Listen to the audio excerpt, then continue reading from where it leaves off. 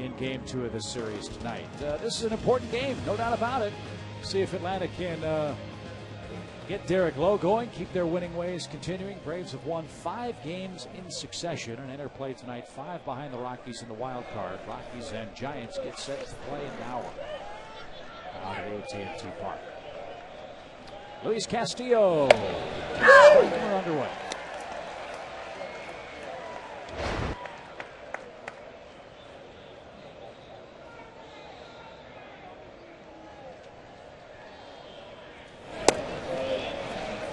Hour and 56-minute rain delay officially, according to official scorer Jack Wilkinson tonight. And the Mets leadoff man, Luis Castillo, who's had a real big comeback year for New York, now ahead in the count. Derek Lowe won his last start against Houston. Pitched into the 6th inning, gave up 9 hits and 5 runs, but had a lot of runs to work with. He won the game 9-7.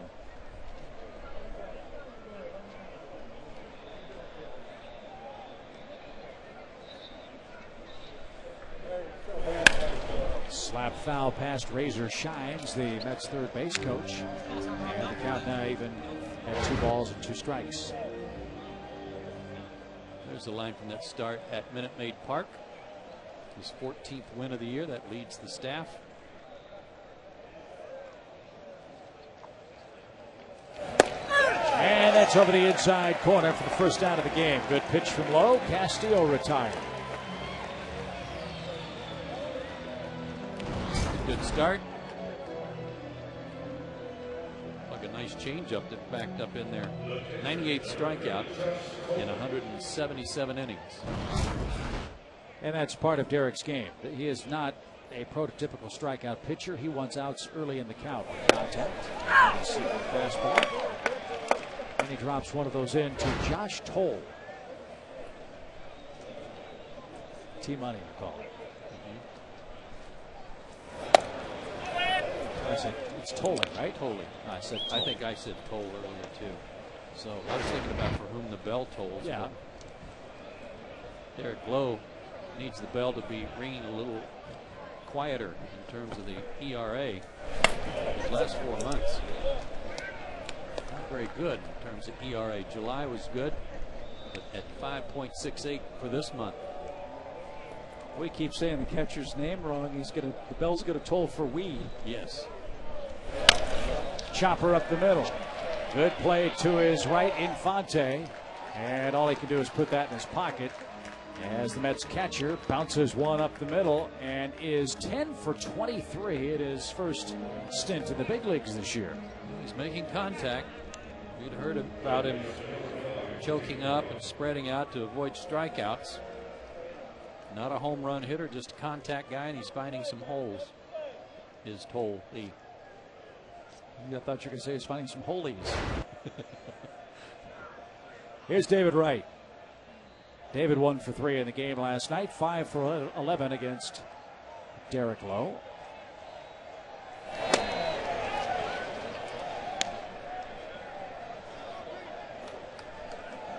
Derek's so much a creature of habit, as are all major league players. You start a game at 7:05. It really is a rhythm to your day, is there not? No question. And now near 2-hour rain delay. I know the guys play cards, or they get something to eat, or they take a nap. And what do you do? And what effect does that have on your program? Very much not something Derek Lowe welcomes. Doesn't know when to go warm up. Has to wait for the tarp to be pulled, then wait to see if it's going to take a while to get the field ready. At what point do I get into my routine? And he is definitely a creature of his routine for pregame. But as inconvenient as a 2-hour rain delay is, a starting pitcher will tell you they hate nothing more than starting the game and then having rain come back. Sure. And wash out all that deliberation.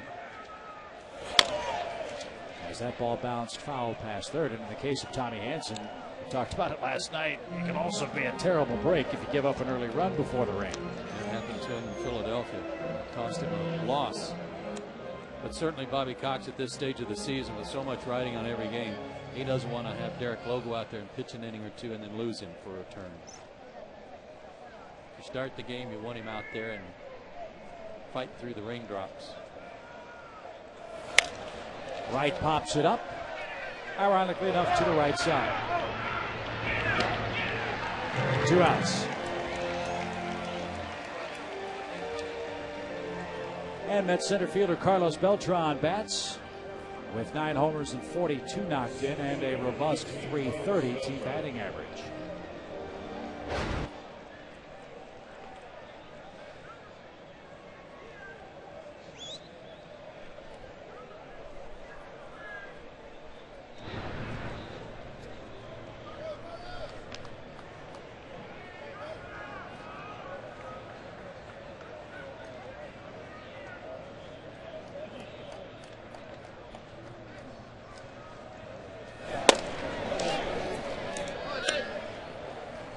One ball, no strikes to Beltran. Mentioned it last night. Mets really weren't sure when or if Beltran was going to come back this year with the bruised knee, which doesn't sound all that serious, but for a guy that relies on his legs, that's a big problem. In fact, they thought microfracture knee surgery was going to be necessary, which would have eliminated him at all for Jerry Manuel this year. It's been hard to come back from, too, from what I understand. The healing process is very slow. I mean, I'm sure would have been ready for spring training, but it would have been a horrible process for him in the offseason. Lined up the middle. That almost took Derek Lowe with it. And Scott Cockrell, our producer tonight, who does such a great job in his duties with our friends at Turner Sports. Scott also produces a lot of NBA games, and I didn't know this, but that microfracture knee surgery happens a lot in the NBA. You figure with the up and down on the court stuff, it takes a year sometimes for those guys to come back from that injury. So what sounds like a bruised knee, oh, what a big baby, that's a very serious problem that Beltran's coming back from. And the Mets are glad they don't have to worry about that microfracture surgery, where they actually break the bone to stimulate some blood flow to it. Stay hot. Here's Danny Murphy. No balls and a strike. Base hit by Beltran appeared to be a hanging slider from Derek, and that's a pitch that's not been kind to him lately. He's had some pretty good sinking action, but his slider hasn't been very snappy.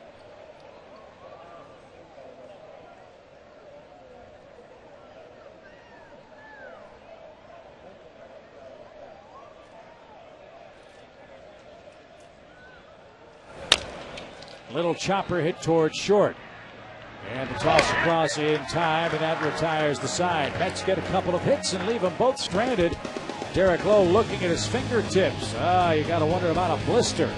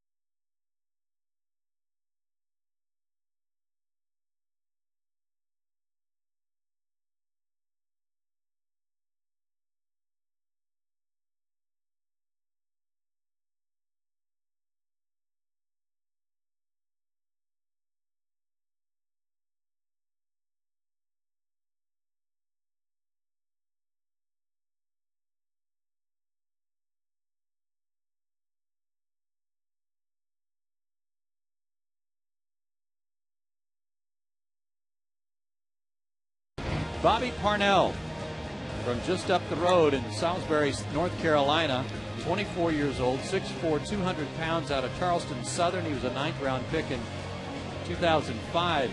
Coming up through the minor leagues, he was always a starter. So this year, mostly out of the bullpen in his first full year in the big leagues. This is only his 8th start. He's 3-8. You saw his ERA 5.49. Made a start against the Braves August 19th and got pelted. 3 innings, 9 hits, 9 runs. The Braves will try to keep that up. And Nate McLouth is the man that will greet him first. And one thing about Parnell, he's got a big fastball. Good fastball, right over the top too. Really nice delivery, nice and easy. His wildness, though. That's exactly what I was going to say. Yeah, 8 walks in his last 12 innings. He's got to start throwing more strikes, and especially early in the count. Good pitch there, fooled Nate McLouth.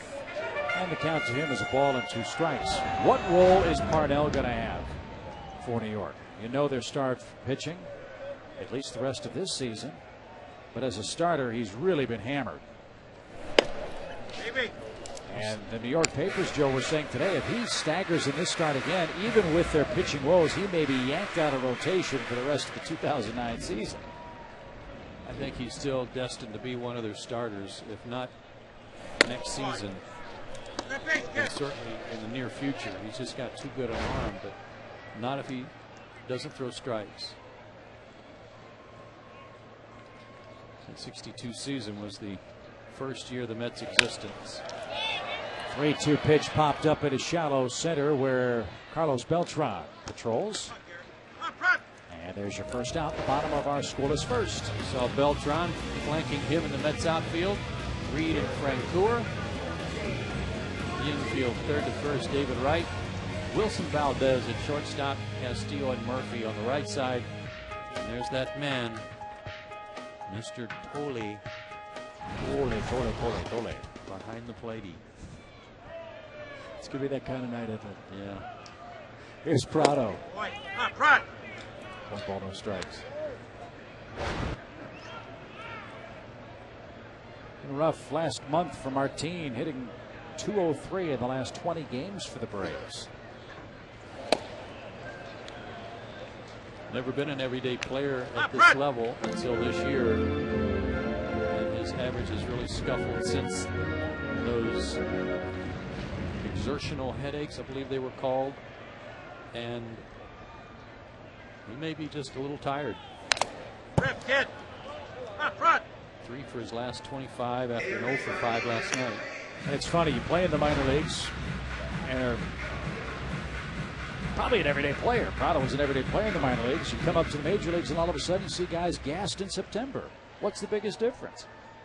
About 20 more games. Travel.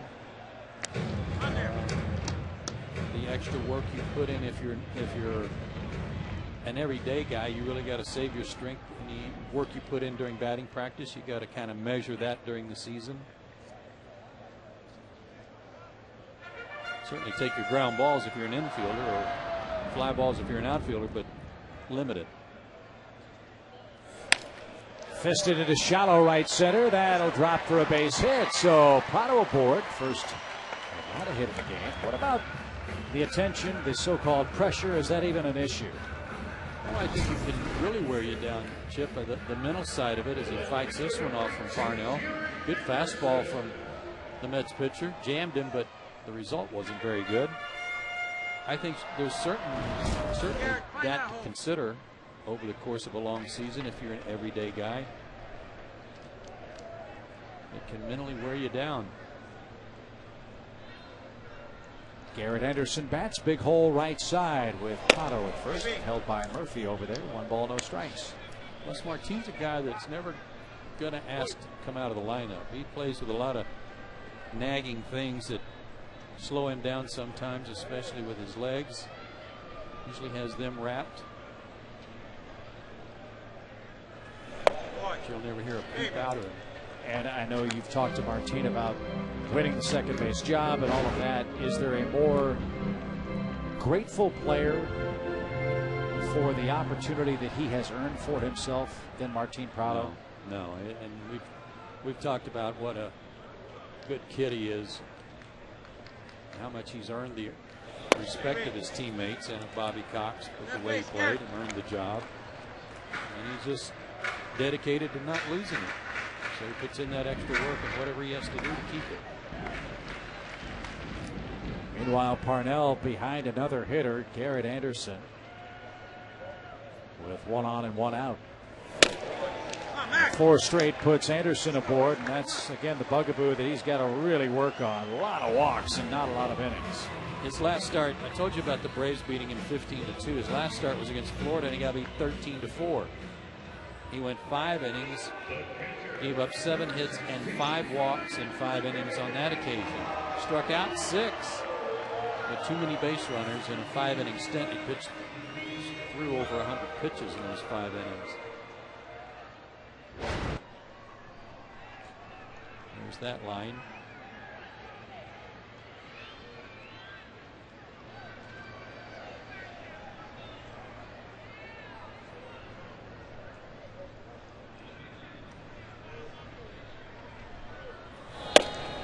Well, he really has to work hard to get the ball into the strike zone with the way it looks to me like he throws across his body. He does a little bit. It's not real drastic, but some. But his mechanics are real smooth. He doesn't have a, one of those real high leg kicks. Just steps and throws. So I wouldn't contribute his wildness to any extraordinary mechanical problem. This was a real quick step, slide step to the plate on a changeup.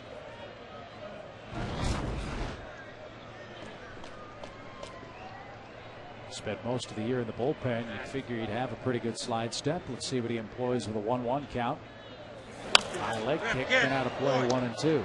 And 94. And Brian couldn't get around on him.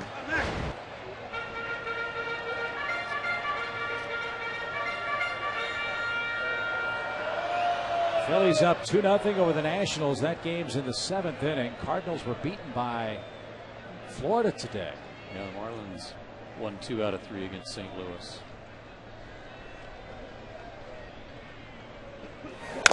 And the importance of that is, with that win, the Phillies are percentage points ahead of the Cardinals for the 2nd best record among division leaders in the National League. And still have hopes of perhaps catching the Dodgers, who were victorious today.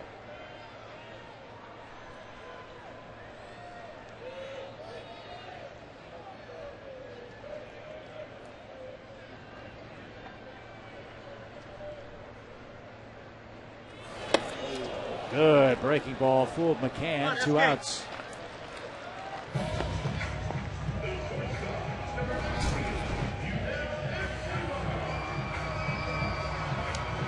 Good pitch. Threw it for a strike. Brian over the top of it. May have pulled his head off that just a little bit. Trying to hit it hard. But a big strikeout for Parnell. 66 strikeouts in 79 innings. And again, most of his work this year out of the bullpen. Well, Escobar hitting nearly 400 with runners at second and third base for Atlanta this year. And he really took off when Vancouver was traded to the Mets and was moved into the number 6 spot in this Braves batting order. Totally different approach. Yeah, ideal. Didn't have to take quite as many pitches as he did batting second. Didn't have to think about hitting the ball more to right field.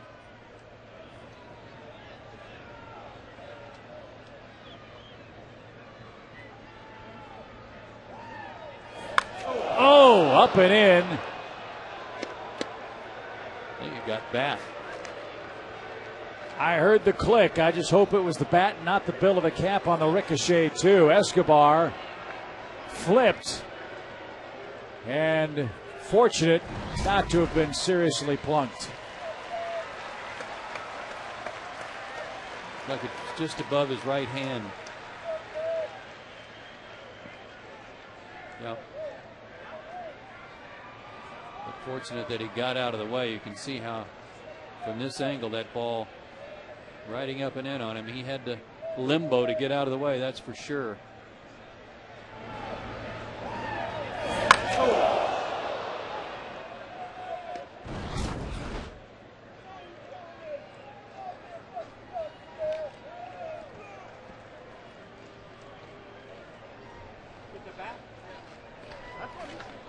Let's see if he can hang in there. Might get a changeup or a breaking ball, and he's going to regroup.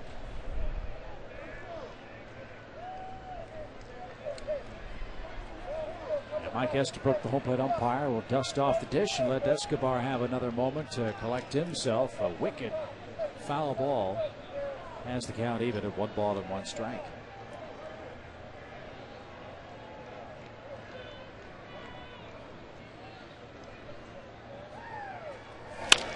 Grounded toward David Wright at third. Come on!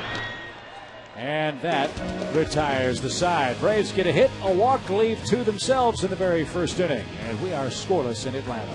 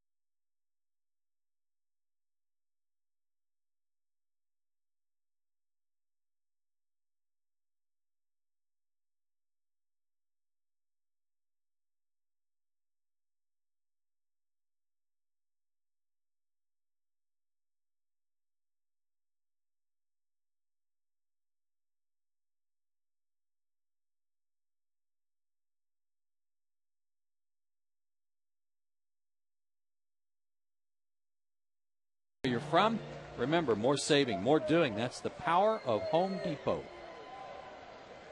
And speaking of power, Jeff Francoeur has certainly provided that for the New York Mets. Terrific numbers in 59 games since putting on the blue and orange of the New York National League Club. A .304 average, 7 homers and 33 driven in, and he goes to right field with a clean hit to start the Mets' second inning. Had an 0 for 4 last night with a strikeout. Didn't waste any time tonight. Imagine swinging at the first pitch. Jeff Francoeur was supposed to turn over and sink a little bit, but it didn't. It stayed up, and he rifled it to right. Well, as the French say, Joe, plus ça change. Well, of course they do, but I didn't know it was time for dinner. That wasn't what they had in the press room, I can guarantee you that. Jeremy Reed, the batter. .253 his average, no homers, 8 RBIs.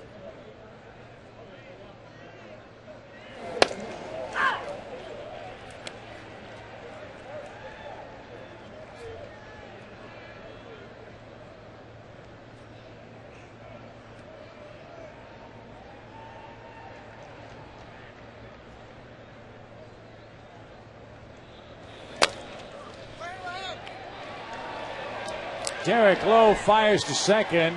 I think we've got catcher's interference. Yep.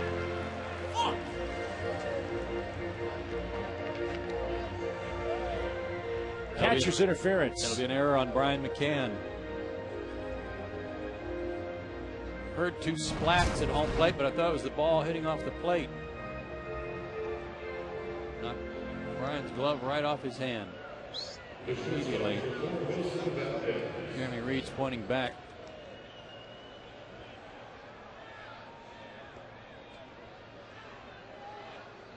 So everybody's safe, and it's ruled an E2. 11th error of the year for McCann, and the Mets have 2 on, nobody out. Valdez up and down a quick strike.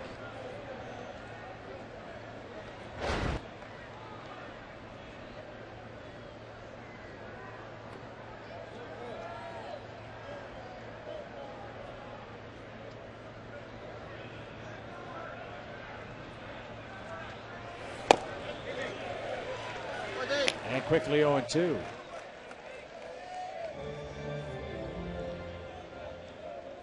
Well, the shortstop has been a glaring hole for the Mets.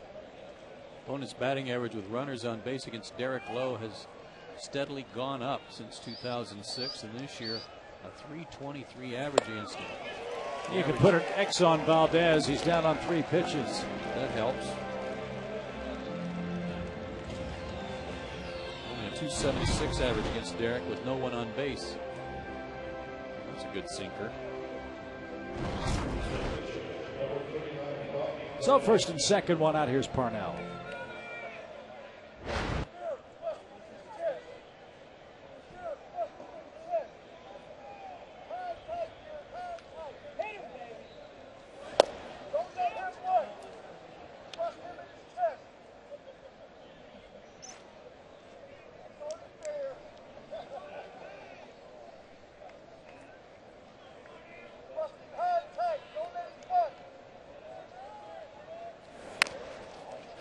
Bunted back to the mound.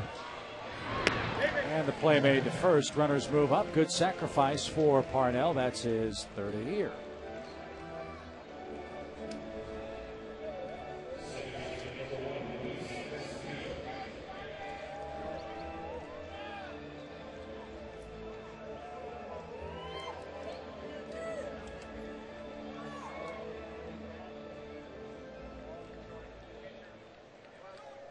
So Castillo bats with a chance to put the Mets in front. Inning started with a solid single by Jeff Francoeur on the first pitch. Catcher's interference, a strikeout, and a sacrifice.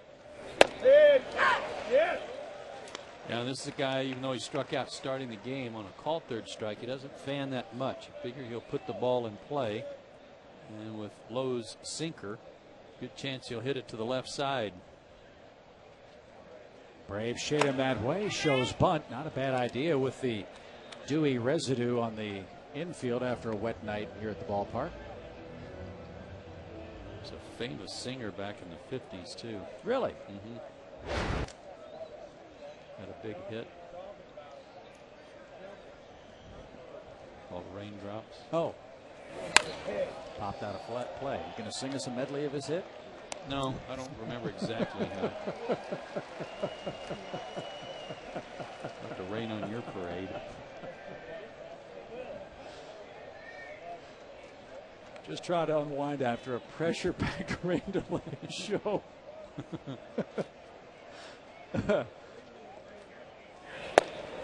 Oh, that just missed. Escobar thought it was there. So did Lowe for a minute. The middle infielders are walking off. That's a pretty good sign it was close, but that stayed inside.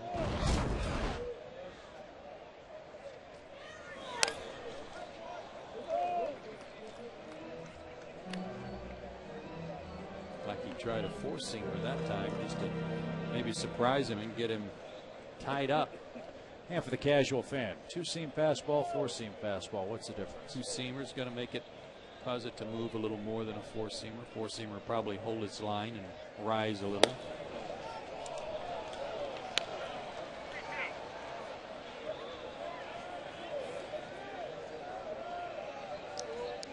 That guy's waiting next. 3 balls, 2 strikes. Josh? I can get that one, I think. And we'll see him next. Bases are loaded.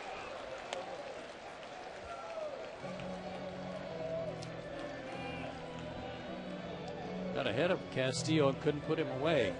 Last 2 pitches not close, so maybe he was ready to pitch around him to face the rookie. But this guy's pretty good at contact too, as we've seen. 10 for 23 as a big leaguer and a robust .435 average. And hit over .320 down at Double-A for the Mets. Right now Derek's really spinning on that front leg, kind of falling around it, falling over to the first base side and causing his fastball to miss up and away to lefties. The Mets last night got shut out 6-0. They're 0 for 7 with runners in scoring position so far in the series. Ground ball, base hit. Francoeur will score. Reed gets the green light. Throw is off target. Tolle is now in a rundown. Nobody covering home plate. Throw back to third and safe as the tag avoided beautifully by Castillo.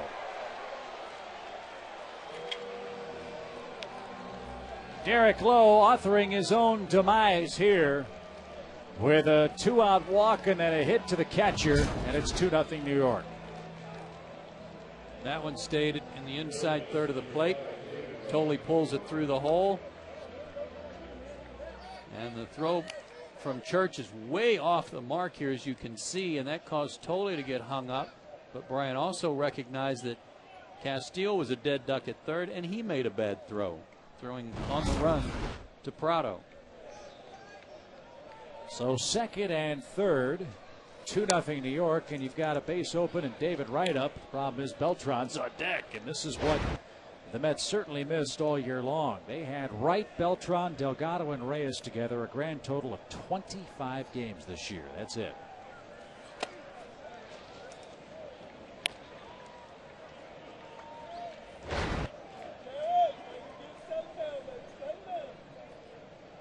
Last year they were competitive. This year, a mess. And another hit by David Wright. That's going to score Castillo. Tolle, the catcher, will be held up. And Wright in between, heads into second and makes it on a hesitated throw from Brian McCann. And Derek Lowe getting shellacked here with 2 outs.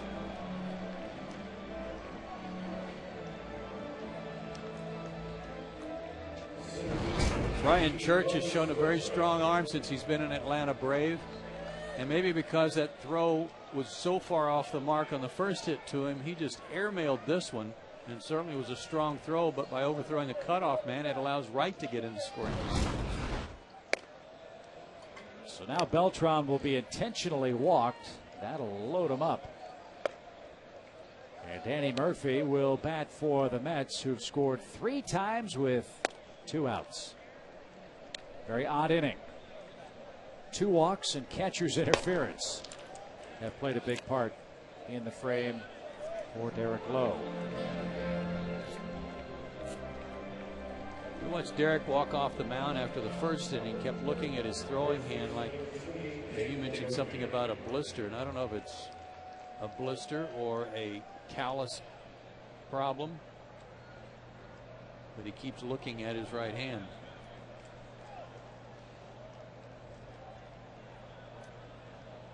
And he just looks out of sorts to me. Yeah, and he keeps stepping up because McCann's having to go through a series of signs here, and he's not latched on to them.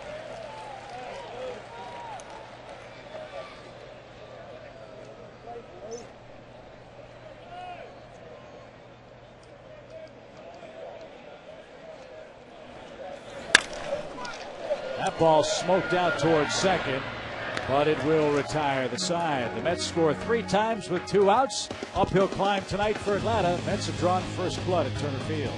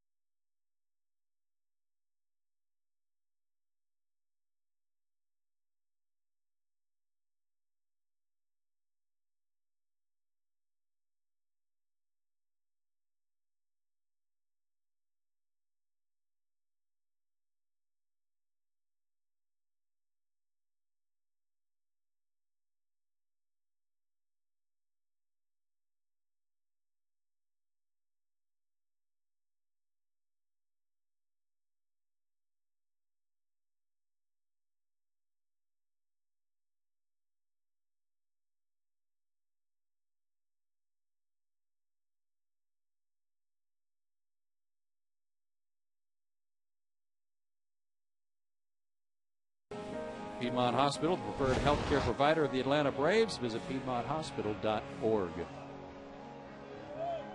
So we'll see if Derek's going to be able to continue his spot in the Braves batting order as due up fourth in this second inning.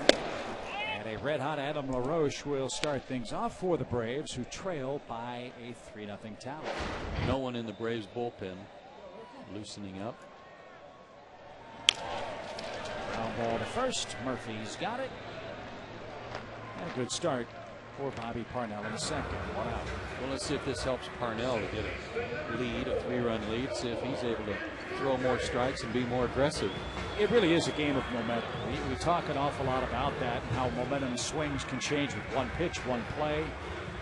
For a pitcher to get a lead, to come out and keep momentum in his dugout with a quick inning defensively for his team means an awful lot. No question. Keep it in your dugout. Get that other pitcher right back out there and back to work.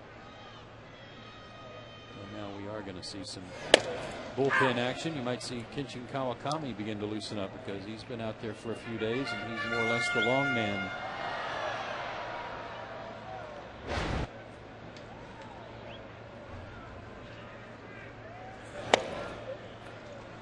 One ball, one strike.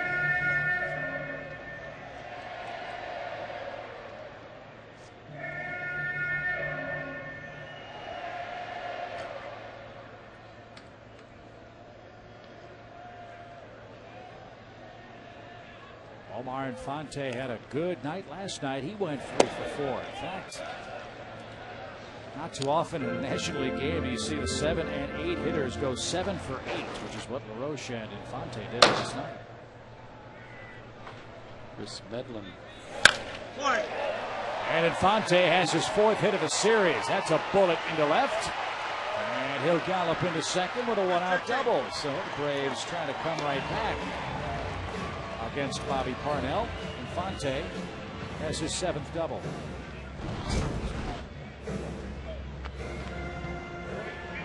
Something up. Fastball, I would guess. Nowhere near the target that Tolley had put down.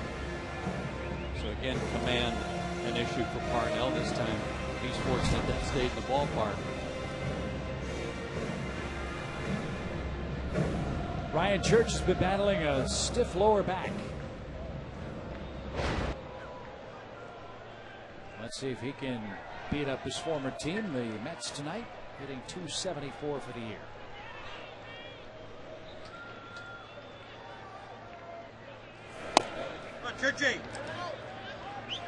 Braves have some good averages against the Mets this year. As a team, Atlanta hitting .310 against New York. They've out-homered them 16-15.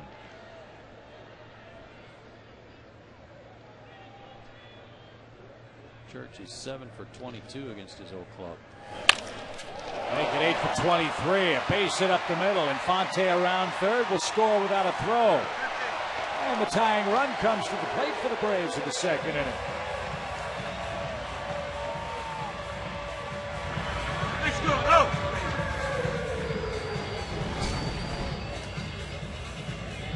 40th RBI of the year for Ryan Church.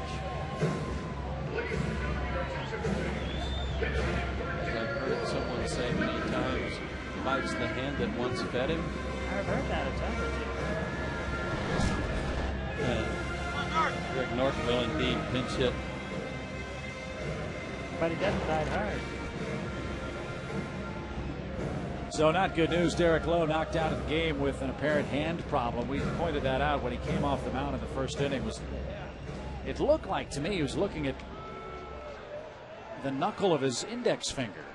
Index or middle finger. Yeah. There was something going on there. I don't know if there was a callus there that he had knocked off or if a blister had developed. So Greg Norton bats, and excellent camera work. I think you're right. I think it is the second finger for Derek.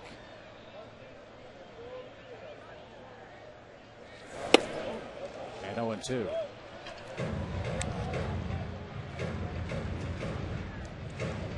Greg Norton scuffling this year compared to last year in his pinch hit role.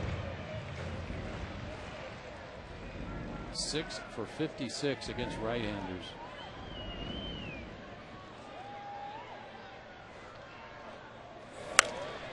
Off his thumbs and over the Mets dugout.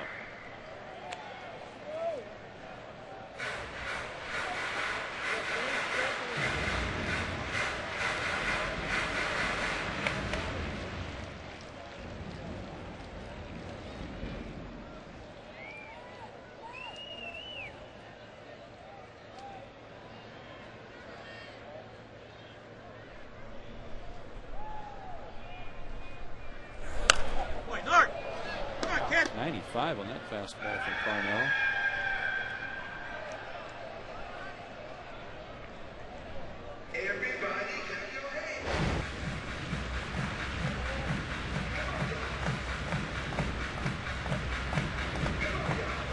There are the numbers by comparison to last year. Had a terrific season last year off the bench. One of the best pinch hitters, certainly in the National League, if not all of baseball. 0-2. In the air, spanked to center, but Beltran's got that one measured up. And when you're having a bad year, that's the kind of result you get at the plate. When you do square the ball up, it's right at somebody. And you hear Bobby Cox, hey, good hack. Yeah, good swing, Norton. Beltran caught it, 2 out.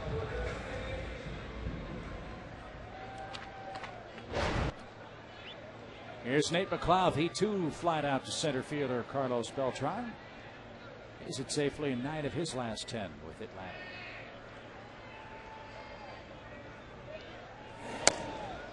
Come on, Mac. He's one of the few guys in the lineup that has scuffled against New York pitching this year. Had a 2-hit night last night. And his first hits against New York for the year. 2 for 22 now.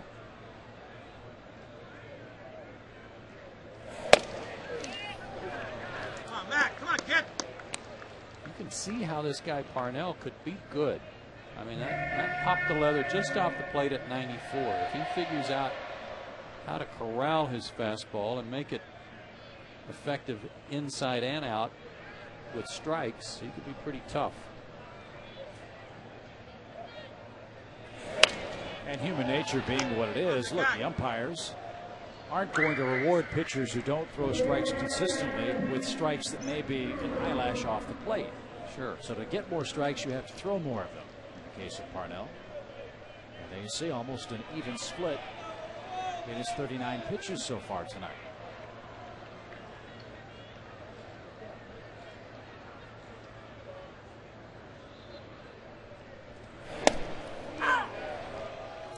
Base hitting, Nate, come on.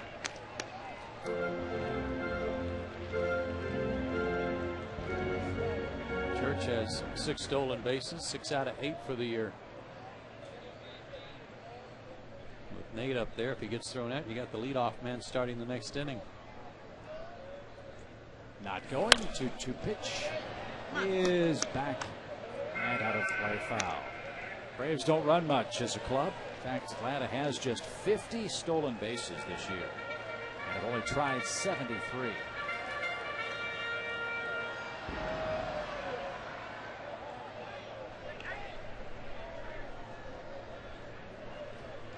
That's a good lead. Boy. Come on, kid. He'll be going now. 3 balls, 2 strikes. It's kind of getting another put your defense on your heels. The fact that you were talking about trying to keep that momentum. The Braves come out and get a run off of him. Chip, they still have the lead, but with so many pitches, everybody just kind of stands around, walks around in circles, waiting for a ball to be put in play.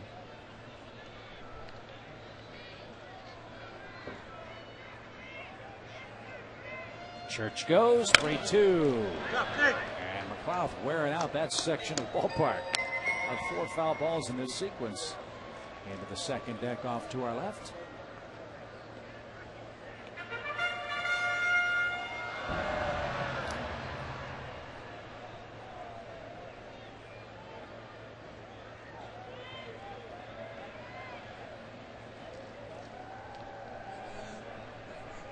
This guy's slow.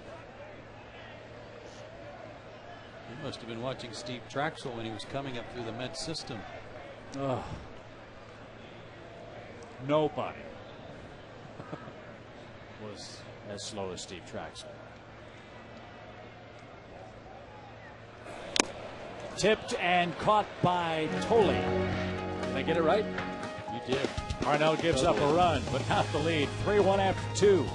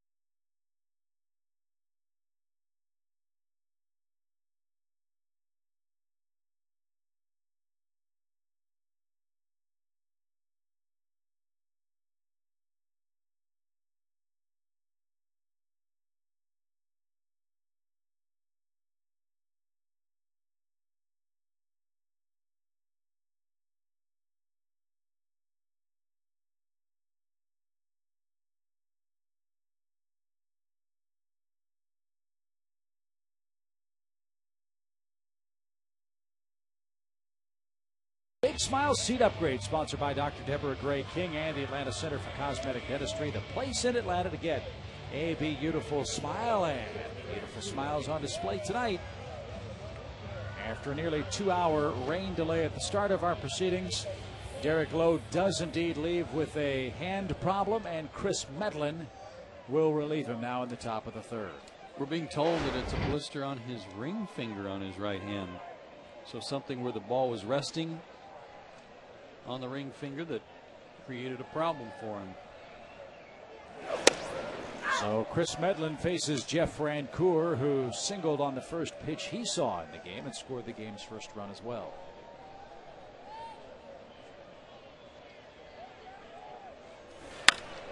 And he's 2 for 2. You notice anything different about him other than the results at the plate? Only thing I notice is that he's a little more upright. He's not quite as crouched. He was never crouched, but just a little more. His upper body's a little more upright. And goes the other way. First pitch. Chris Medlin, it's been a while since he's been out there. He hasn't pitched since the Florida series.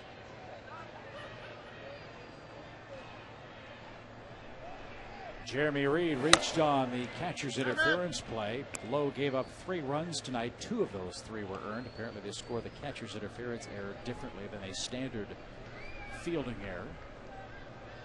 So Derek, 2 runs, 5 hits, 2 walks, 3 runs, 2 earned, 2 strikeouts. And Reed off his front foot pops it up into shallow right center field.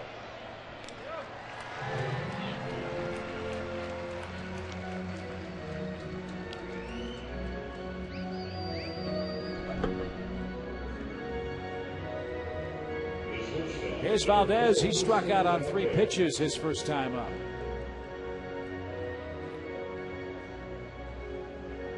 Philadelphia beat Washington and Livan Hernandez 6-1. The Rockies, or excuse me, the Marlins, as you said, Chip, have already won today. So Atlanta needs to win, needs to come back to keep pace with the Marlins, if no one else. And all the talk about the Phillies and Cliff Lee and Cole Hamels and Jamie Moyer. Nobody talks much about Joe Blanton. He's very quietly put together a 10-win season for the Phillies. He's the man that got the win tonight.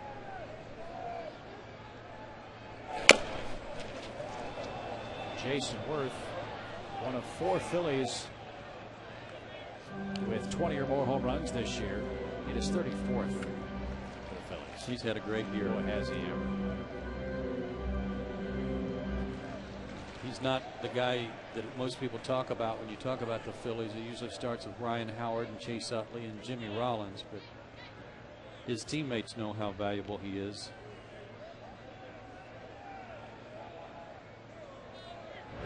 They had Jeff Jenkins there, and last year let Jenkins go to create an everyday spot for Jason Worth. That worked out real well for the Phillies.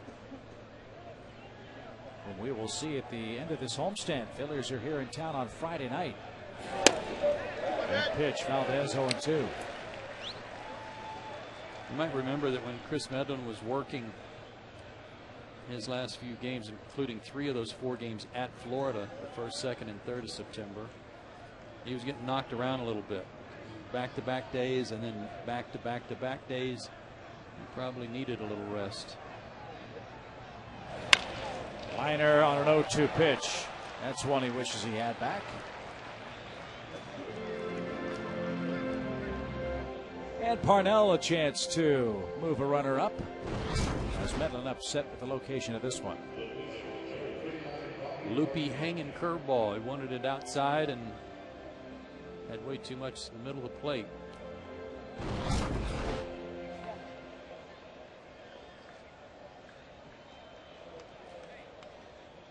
Parnell's already sacrificed once. You figure he'll try it again here, and McCann wants to make sure with Medlin. It's funny in baseball how things can change so very quickly. I know we talked about it a couple of days ago. Not really any great races in the major leagues. Well, all of a sudden you got the Twins 4 behind the Tigers pending the outcome of play today. They won tonight at Minnesota. Yeah, and Minnesota just climbed over 500, so it's not like there's a lot of great baseball being played there. But you know they play the Tigers and White Sox a lot.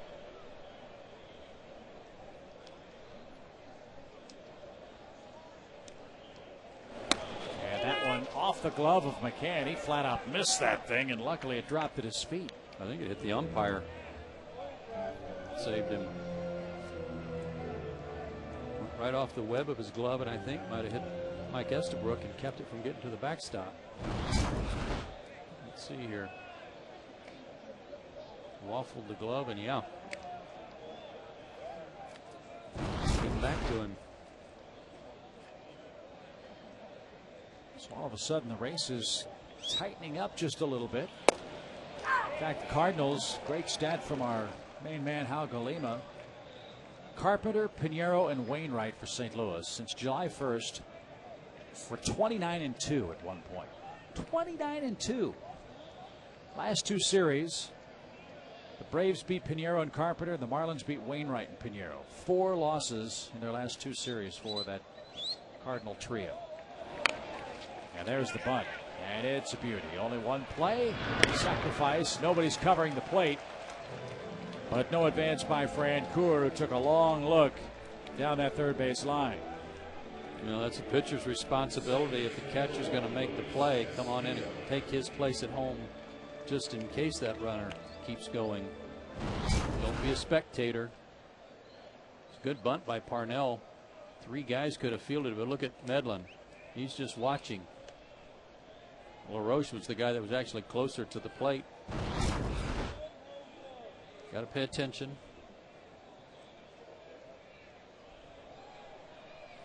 Got to be careful with Castillo. Good speed.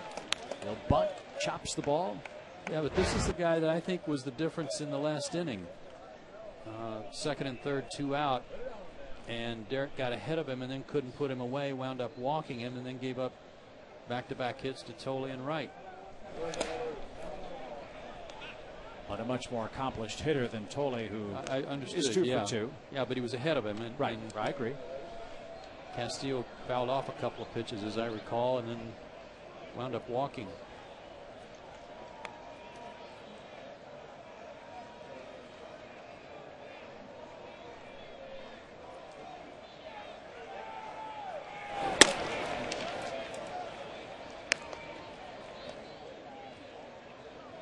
Again, Chris Medlin hasn't been out there in close to 2 weeks.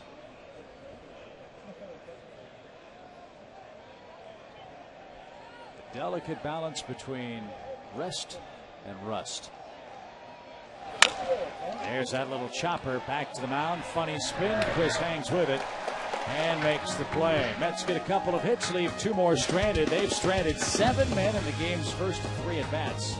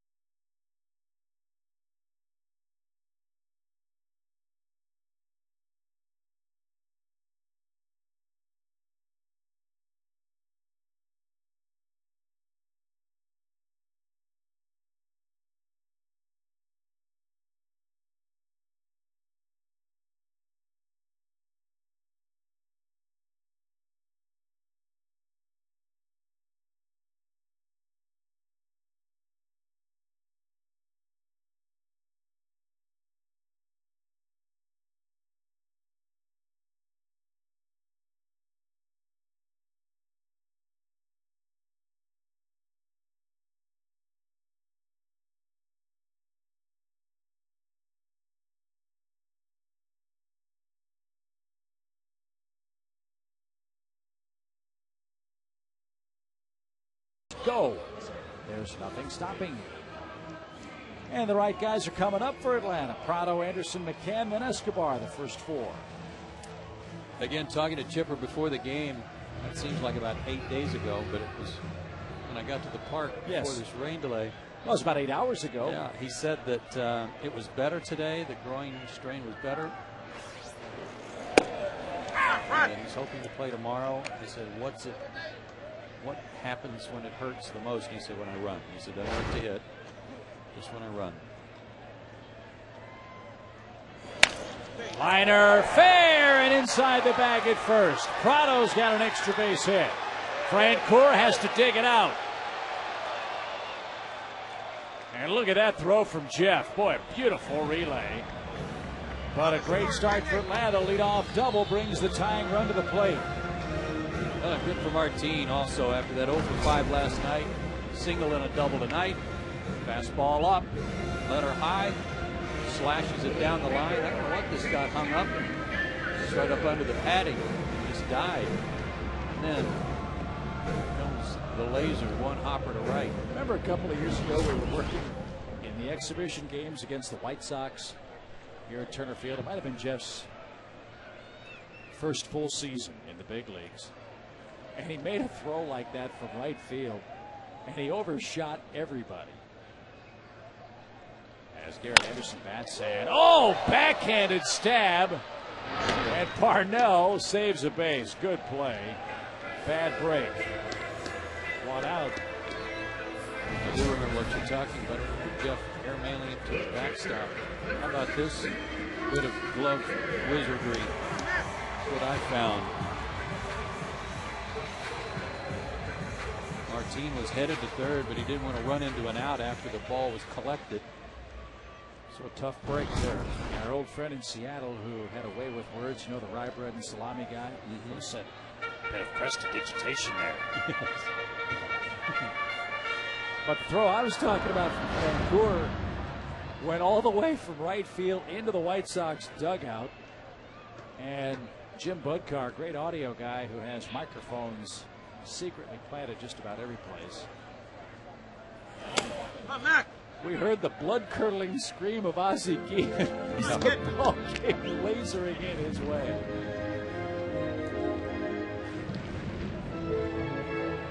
It's good to see Jeff still throwing well. He's going to have surgery at the end of the year. He's got a ligament problem in his left thumb. As McCann tries to move Prado along down a couple runs. And he'll do that with a fly ball to right center field. Francoeur can't get it. Stumbles at the track. Prado around third is going to come home and score. It's a 3-2 game.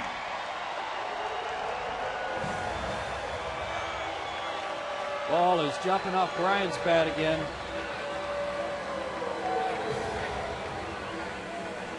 '35th double of the year. First half of the year, Brian hit .265 with men in scoring position. The second half, before that hit, he was hitting .426, and I think Jeff thought this ball was going to come down a little faster than it did, and then he winds up going down.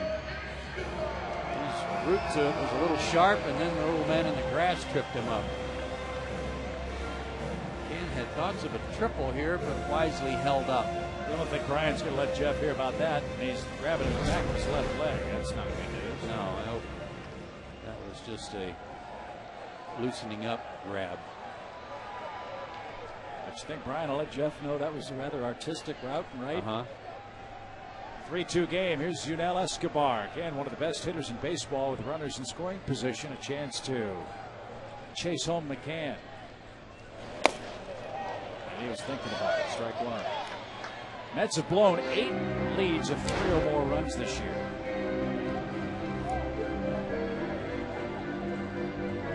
Yunel having a little chat with himself, aggravated that he missed that last pitch.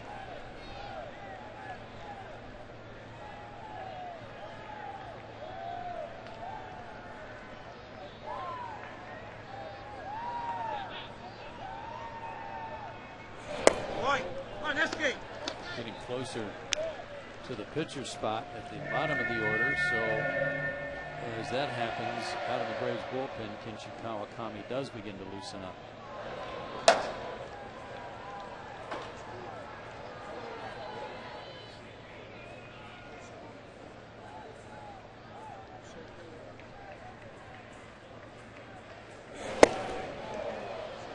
Good fastball, 95. In on his hands where he couldn't react to it.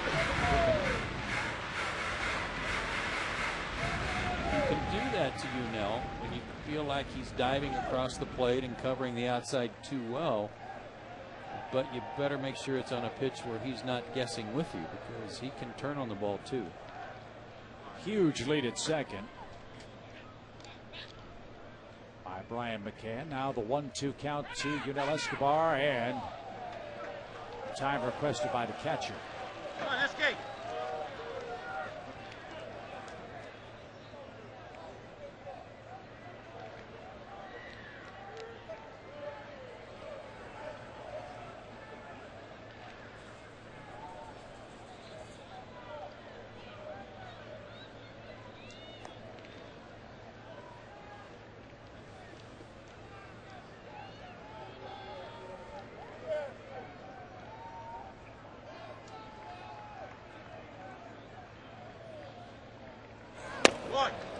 Try that spot again. This time you don't lay it off. 2 balls, 2 strikes. I think based on what we've seen this at bat, at least, that not getting around that fastball in and taking that one. Yunel's not even looking for that. He's looking middle away. And that one in the dirt, swung over and missed. Third strikeout for Parnell. And 2 are out for Adam LaRoche. That's an at-bat that Yunel's mad at himself big time on. He's still talking to himself going to the dugout. And he was looking for something in the middle of the plate away, but that was too far down in the dirt, obviously. And he just doesn't do that. He doesn't have that kind of an at-bat, especially the runners in scoring position. And for such a productive guy at the plate, it's only the 55th time he struck out in almost 470 at-bats. Yeah, tremendous. Well, we'll see if Adam LaRoche can pick him up. Braves down a run, 3-2, still early in a very late night. 2-hour rain delay to start. Lowe chased after a blister on his ring finger. Medlin on in relief for Atlanta. Parnell clinging to the lead.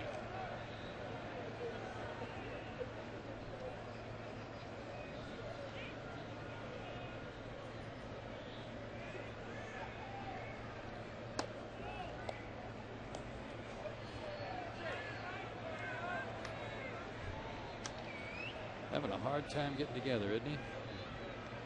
Tolley. But if it was just Tolley, would have gotten it a lot quicker. Come on, kid.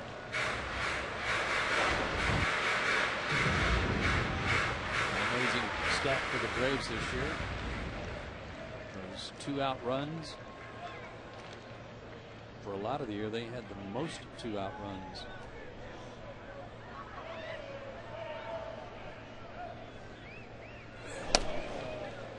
Nowhere near the target. Come on, rotate.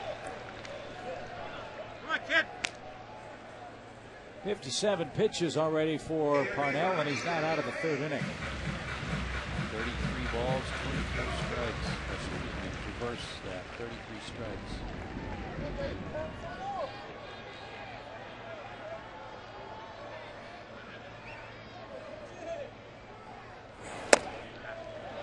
Pretty obvious they weren't going to give Adam anything to hit. Nope. Second walk. Now Infante hits. Righty-righty matchup. Dan Warthen, the pitching coach for the Mets. He's had his hands full with the Mets staff that's been also riddled by injury. Oliver Perez, another tremendously disappointing year. Johan Santana, elbow surgery, expected to be ready to go by the start of spring training. Maine, Pelfrey, Al Parnell.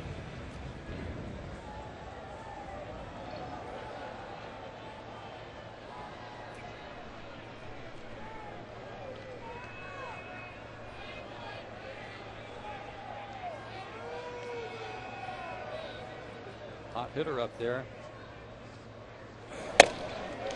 No, no. Best fastball of the night from Parnell. Strike one.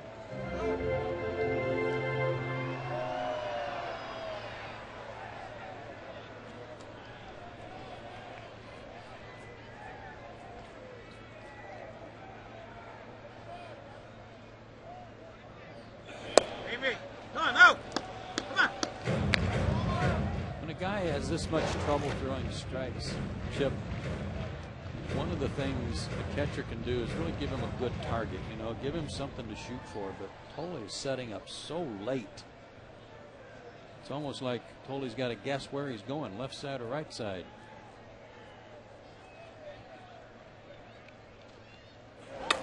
You see it on that shot there. Started in, then went out. Yeah, almost like he forgot which location he gave. But especially for a guy that has some control trouble, I mean, think about Greg Maddux. He wanted his catchers, Eddie Perez included, you set up early and show it to me. Show me the glove. And this is a guy that had as good a control as anybody that's ever pitched. Well, maybe the catcher concerned about giving away location if he sets up too quickly. But with the stuff of Parnell, if he throws it like that, no matter where he sets up, you're not going to hit it. It was a terrific pitch again. It was, but if I'm Dan Warthen, I want him to have something to aim at. It's already in his head before he breaks out of his stretch. Well, he's getting loose now. He's had a 95-mile-an-hour fastball in this sequence. That one's sinking in at 97. Yeah, that was a great spot down and away.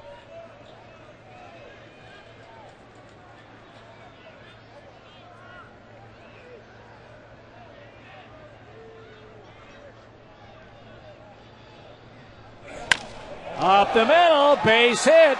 Here comes McCann around third. Beltran concedes the run. A little 2-2 tango for Atlanta, and we're tied at 3. That's 5 hits in the last 2 nights for Omar Infante. Good at bat. And according to the stadium radar gun, 98 on that pitch that he banged back through the middle. Give give Infante his 23rd RBI of the year. Brian not being held close, able to score easily. Tie game. No concern at all about McCann with that left hamstring, which we saw him reach back and touch after he doubled in his third inning. So again, the Braves do it with a 2-out walk and then a hit up the middle, and great illustration of how if you don't hit your spots, any major league hitter can hit a 98-mile-an-hour fastball. Doesn't matter how hard you throw, especially if it's straight. So the 9th time this year the Mets have blown a 3-run lead. Braves have come back to tie it up and aren't done yet. Here's Church with 2 on. Kelly Johnson in the on-deck circle. That's why Kawakami was warming up. And he continues to do so. 1.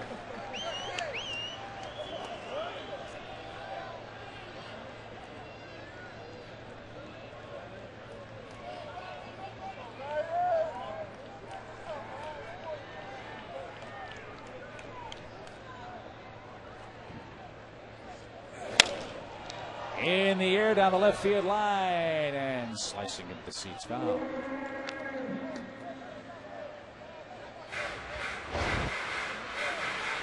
Giants and Rockies are underway out west. That's Matt Cain pitching for San Francisco against the Colorado club tonight.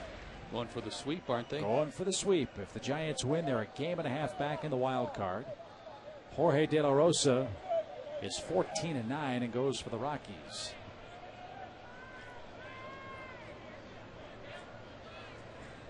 Come on, Churchy. Come on, kid.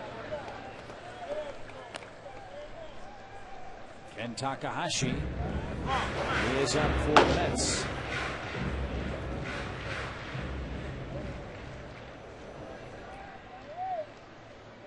Bring in Takahashi and Kawakami, and then we deal with Tole. We are going to be toast. No chance. 2 balls, Now, 2 strikes.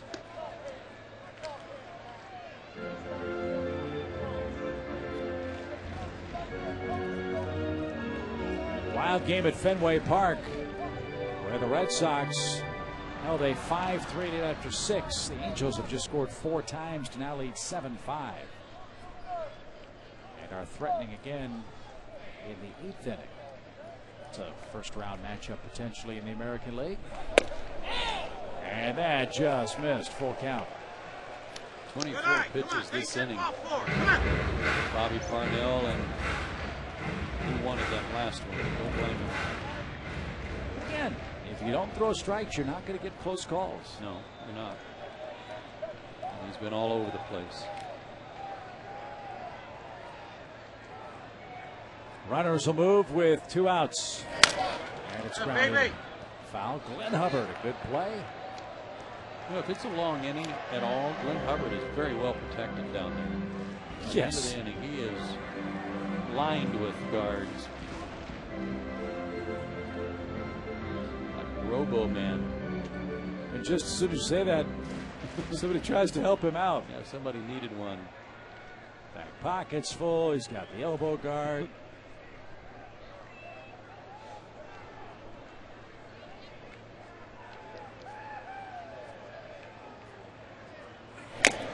That's tipped and caught, and that retires the side. Braves take advantage of a long inning from Bobby Parnell. They've drawn even again. 3-3 is our score as we head to the 4th inning. This has been the AirTran Airways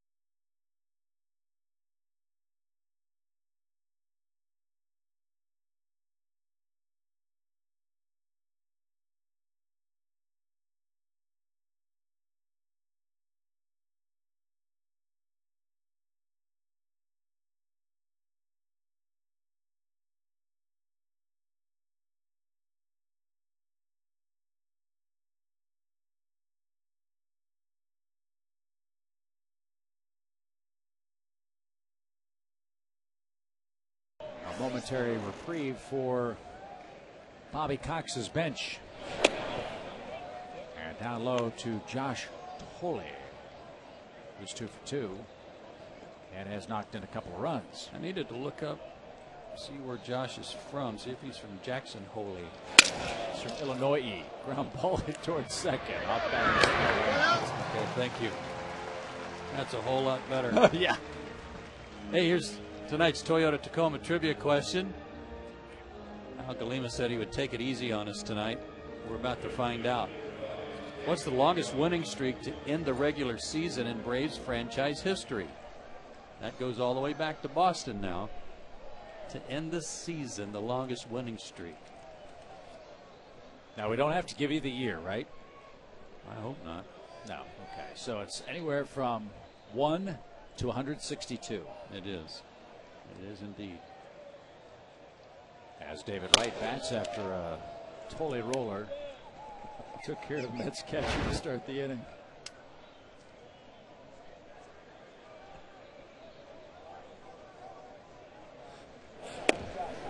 Oh, that was beautiful. I wish I could claim it. Hal gave it to me. But I'll take the blame. Rockies didn't score in the top of the first. Giants coming up out in San Francisco. Keep you posted on that game out west. Look, we know the Braves are on the outside looking in. We know that there are a lot of teams they have to pass in this hunt for the wild card, but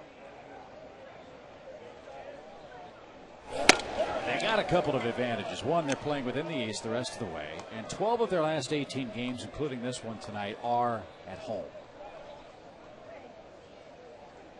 They'll face the Marlins again. They won't face the Giants and Rockies. We know that.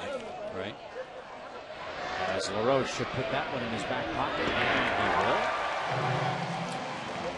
I don't know who the Giants play their final weekend. I know the Rockies have to go to Los Angeles and play the Dodgers for the final 3 games of the season. That could be a critically important series. Dodgers have got to go to Washington and next Pittsburgh week too.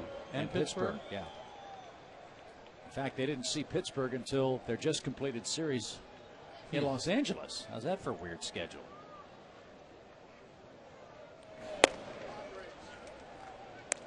They finished with the Padres. The Giants do at San Diego. So that's no slouch. Nope. The way San Diego's playing and pitching. So what Bobby has said, what the players keep saying, it really is true. If you win, you just don't have to worry about what anybody else does because that's out of your control. No, you just keep winning. Do the best you can to keep firing up some W's. Because in the immortal words of that pitcher for the Cardinals, you could sum it up in 2 words: you never know. The great Joaquin Andujar. Thank you. Summed that up. But everybody points to what Colorado did 2 years ago. You win 19 to 21 or whatever it was. You look at what the Phillies overcame against these Mets a couple of years ago. 7 games back. And still managed to come on and beat him up. Good inning for Chris Medlin. Very good work for Medlin. He'll be taken down after 2 innings of relief. Tie game at 3.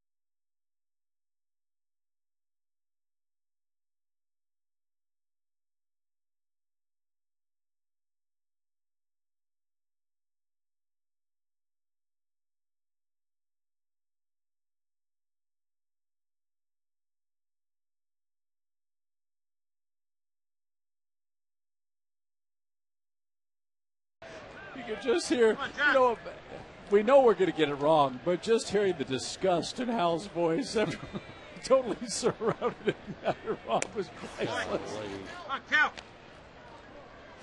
The Red Caps. He's the Marquis de Sade of statisticians, folks. Kelly Johnson pitch it for Chris Metler. You know, I knew about the Red Stockings, the Boston Red Stockings. I didn't know about the Red Caps. Before the Red Stockings? Thank you.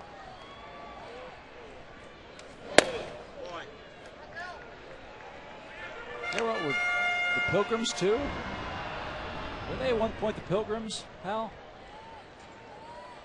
Pilgrims?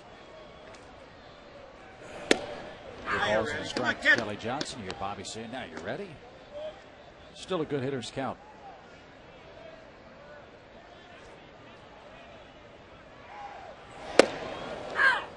Now he's even more ready. 3-2. Hit ball 4. Come on. On that base.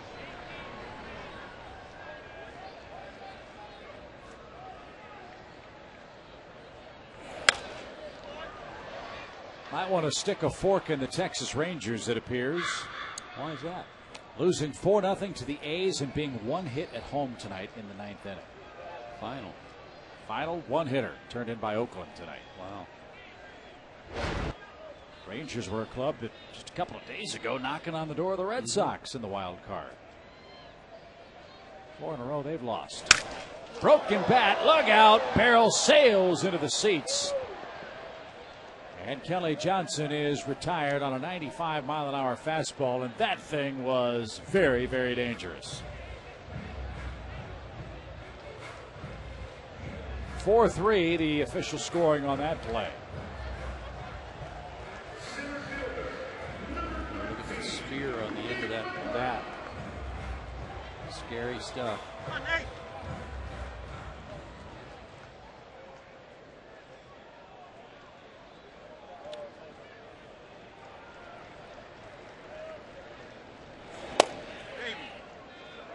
One ball, no strikes. This organization was the Red Caps from 1876 to 82. Boy, come on, Nate. And prior to that, they were the Red Stockings, 1871 to 75.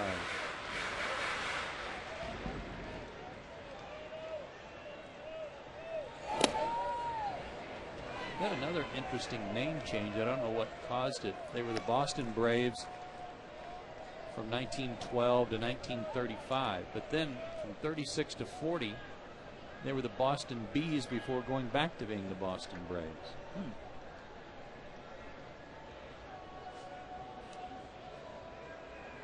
Wally Berger in the Hall of Fame. He's a good player. Honored out on the Braves outfield fence. Could that be why? Because Wally Berger was such a great There player. might have been some other guys on there too. McLeod aboard with a one-out walk. That's 3 of those from Parnell in the game.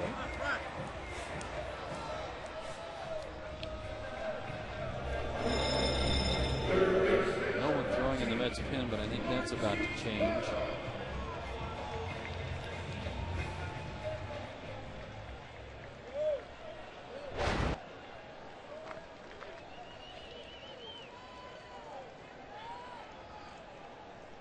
Good night for Martin Prado, who could use a couple more of those. Tony hasn't been up very long, catcher, but already has shown signs of a good arm. He's thrown out 2 of 3 base stealers.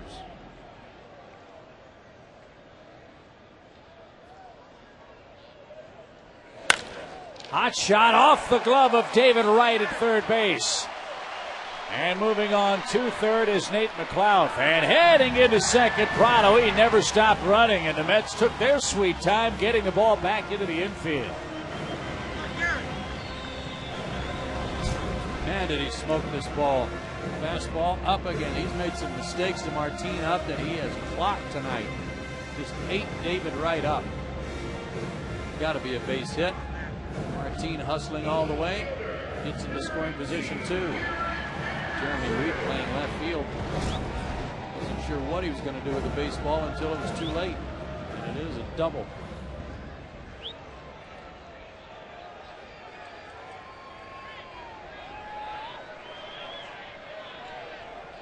So second and third with one out, a chance to go in front. Now meeting on the mound as Garrett Anderson gets set to dig in.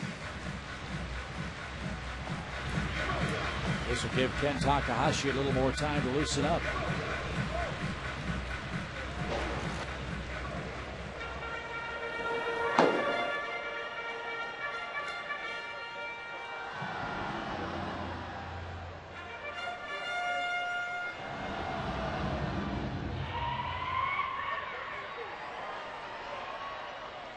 And now Jerry Manuel's going to make his way to the mound as that visit apparently has Takahashi ready to stride in from the New York bullpen. That's going to do it for Bobby Parnell. 3 innings and 1/3 worth of work tonight, and at times impressive, but most of the time very wild. Atlanta will try to take advantage of that as they find themselves in the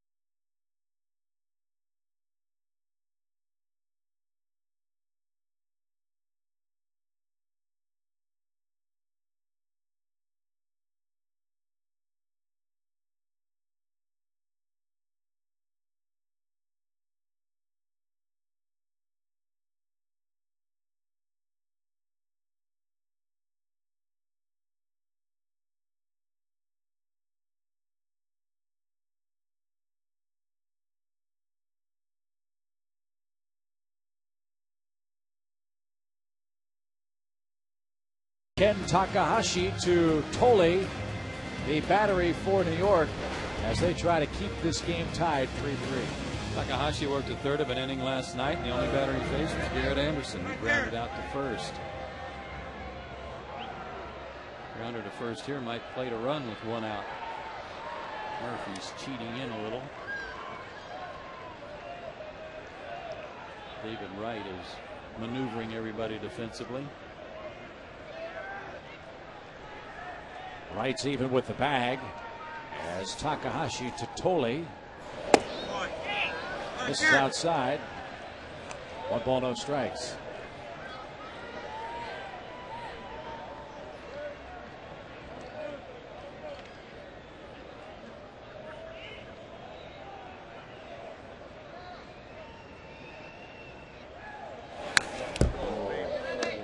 Fastball. Got away with 1 there.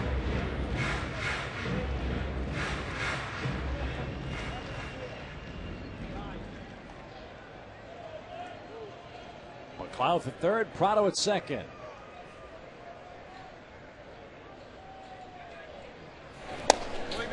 And that delivery from Takahashi to Tole didn't work out well for the Mets at all. That one gets away, and the Braves are in front 4-3.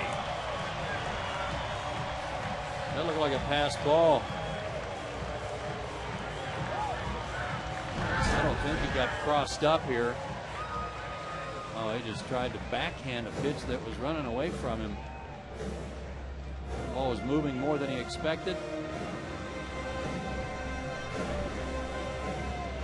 It is a pass ball. So the Braves are back in front in this series. First lead of the night. 4-3 your score. Now the infield has to come in with Anderson up. And he's ahead in the count. Popped him up. But out of play, 2-2.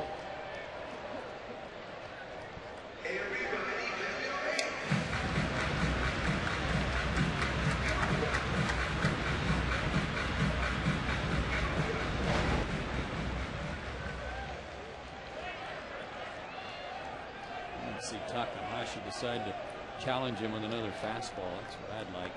So would Garrett. Baby, come on, Garrett.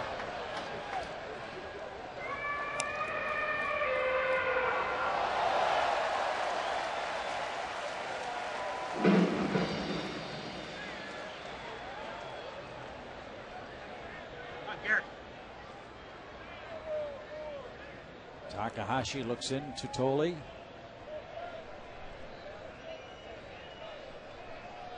And the 2-2.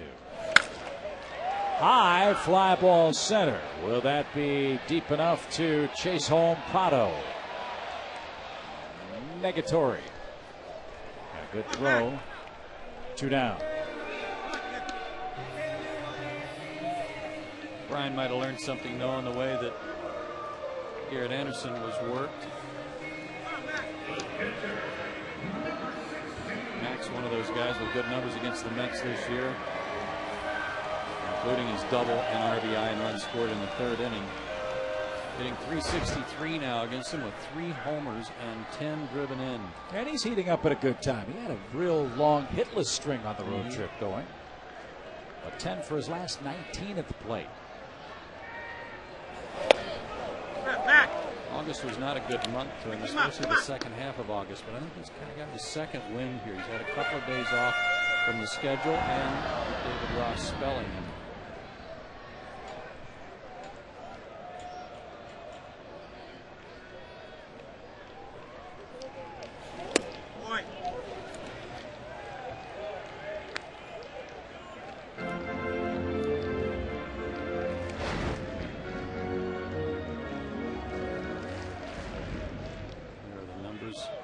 In August, had some home runs. Come on, kid. But with his hit tonight, 1 for 2. He's 10 for his last 19.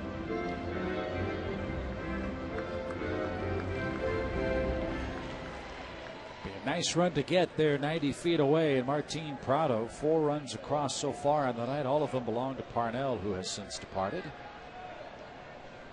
Again, Takahashi to Tolley with a 1-2 count. And McCann waves at a sweeping slider, and that will retire the side. Braves take the lead on a passed ball. It's a 4-3 Atlanta advantage.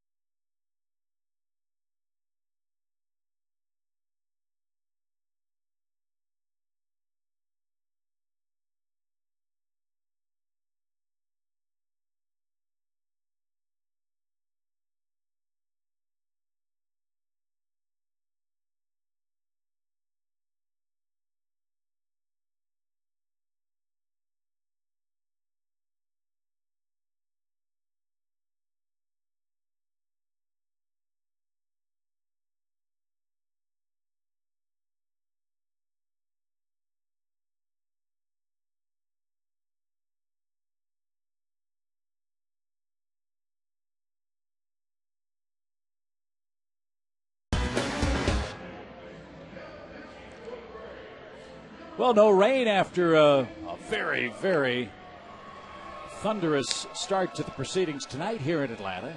Safe to say the drought's over.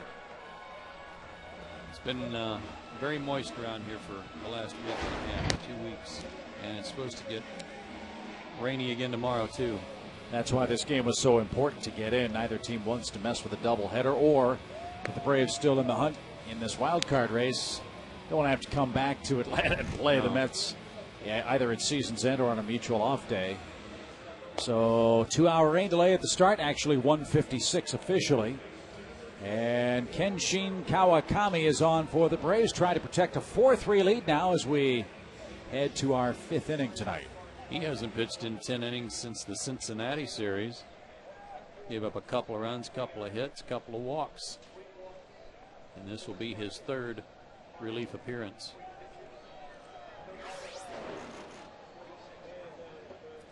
'83 pitches for Bobby Parnell in 3 1/3 innings tonight for New York. And Danny Murphy pops the first pitch up right behind home plate. That's a rainmaker, and Brian McCann hangs with it for the first out. Martin Prado right there in case it popped out. Martin feeling pretty frisky on a 3-for-3 night at the plate. And this was a pop bottle rocket that went up.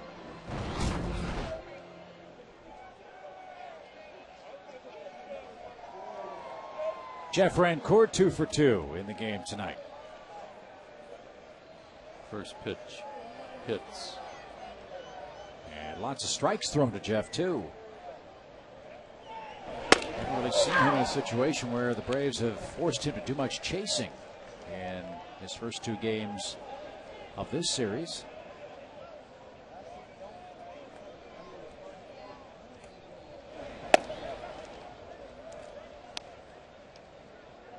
Did a little looking on the computer about why the Braves were briefly named the Boston Bees. What an interesting story. Remember, Babe Ruth was a member of the Boston Braves franchise. And he joined them in 1935. Couldn't run. Braves pitchers were so dismayed at how poorly Ruth was playing that they threatened not to play if he was in the lineup. How about that? Wow. So he retired on June 1st after hitting the last 3 home runs of his career. And the Braves that year went 38-115. As Francoeur launches one into left center field, and well hit. McLouth on the run, can't get there. It's high off the wall. Francoeur, a perfect night, 3 for 3 with a stand-up double.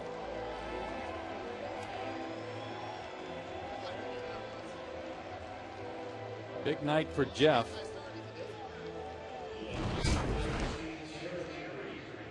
That makes him 10 for 35 against the Braves since he was traded, and just missed hitting this out. But that 38-115 record, the second worst record in National League history, 3rd worst in baseball history. The 1899 Cleveland Spiders were worse, as Jeremy Reed singles up the middle. Francoeur's getting the green light around. McLeod's throw to the plate is going to be on target, but late. Francoeur got in ahead of the tag of Brian McCann. So a single after the Francoeur double ties the game from Jeremy Reed. 4-4. Just his 9th RBI of the year. Fastball inner third of the plate. McLeod came up throwing, and his ball, his throw actually got to home plate, but too late.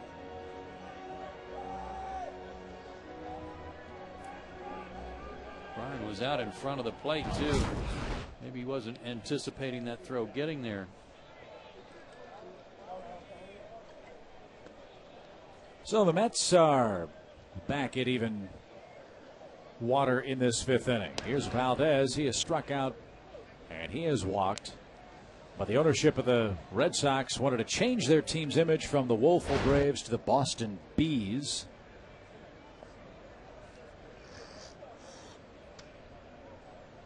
didn't change back to the Braves until Lou Perini bought the club, and then it was Warren Spahn, Johnny Sain, and the rest, they say, is history in Boston, Milwaukee, and of course in Atlanta.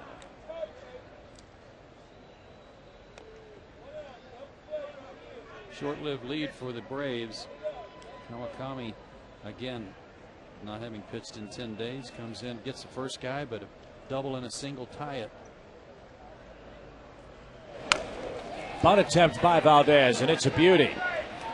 And no play. Great bunt. Nothing Martin Prado could do about that. And 2 men are on, 3 straight hits. And the Mets will go to their bench and take down Takahashi. Corey Sullivan's going to pinch hit. He played here last night. Excellent bunt by Valdez. And had Prado made the attempt to first base, that might have allowed Reed to keep running right on around to third. So the Takahashi to Tole battery is a thing of the past tonight. Evans. And Lance Broadway begins to loosen in the Mets pen. It seems like such an innocent thing. You're a major league guy, go in and get outs. But when you're a starting pitcher and you're relegated to the bullpen this time of year, that's a very difficult adjustment, I'm sure, for Kenshin Kawakami. Well, again, you go back to the preparation thing, and the starters being creatures of habit, having their own routines about how they get ready to start a game. A lot different in the bullpen. And he had plenty of time to warm up. I mean, he was already, give Bobby Cox and Roger McDowell credit. They had him loosening up when Escobar was hitting, and that was 4 hitters away from pinch hitting for Medlin. In the air, left center field. Anderson on the run. Shoestring catch. What a play. That saved a bases loaded situation. Just enough to haul in that pop up by Sullivan. 2 out. Second really good play in 2 nights against the Mets by Garrett Anderson. Last night he had to go to the turf to make a catch. This one's shoestring catch and a beauty.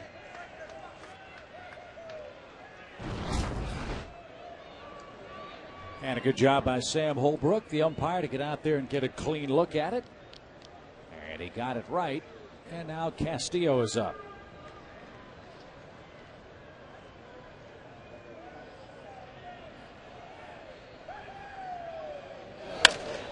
Slashed foul.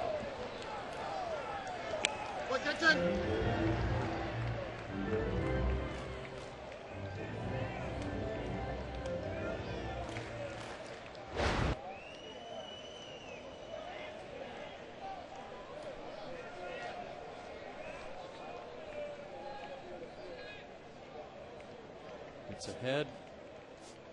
Doesn't have to throw a strike here. Don't make a mistake this early in the count to Castillo. You want him to put it in play, but make him hit your pitch. Line into center field, a base hit. Streaking around third is Reed, and he will stop there as McLeod came up firing.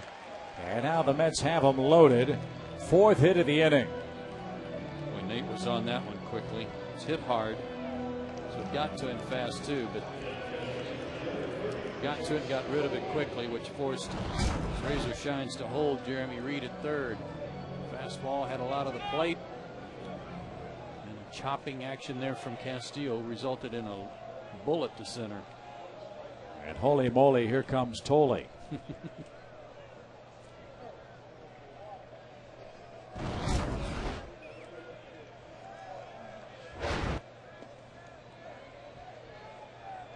He's 2 for 3. Hitting .440 on the year. He's knocked in a couple of runs. A hit here would put the Mets in front. Nobody up to the Braves pen. Kawakami expected to take this game a couple of innings deep. Valdez got pretty good speed at second base, but he's not going to have any trouble scoring on a hit if he keeps getting the lead he's getting right now. Nobody bird dogging him, and he is halfway to third. Little dribbler hit out towards second. And that will retire the side. Mets tie the game on a hit from Reed after a Jeff Francoeur double. Mets have new life in the last.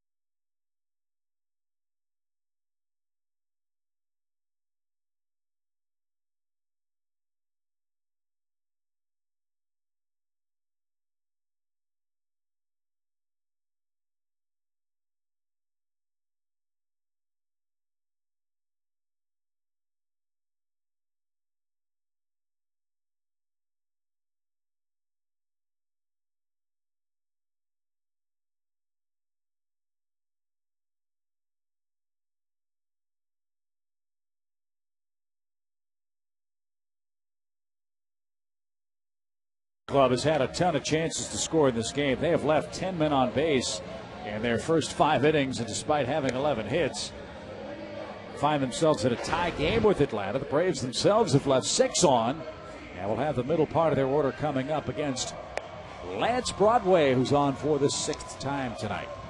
This guy's out of Texas Christian University, was a first-round draft pick in 2005 after he went 15-1 with the Horned Frogs, but got traded to the Mets for Ramon Castro earlier this year. Spent almost the whole season at AAA and got called up on August 29th. 25 years old, 6'3", 195 pounds, out of Mansfield, Texas.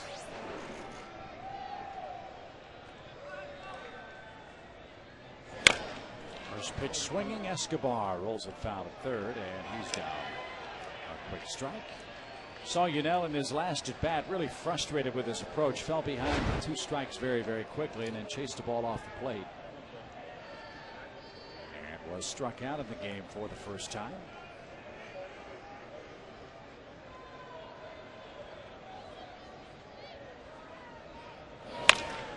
Hard hit ground ball to short. Valdez has it.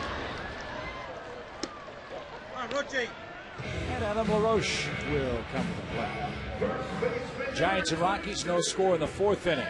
And Kane is facing Troy Tulowitzki out of AT&T Park. Tulowitzki's had some health issues, hasn't he? Bad back. The Rockies right now are not exactly clicking on all cylinders. It's been a rough road trip for them.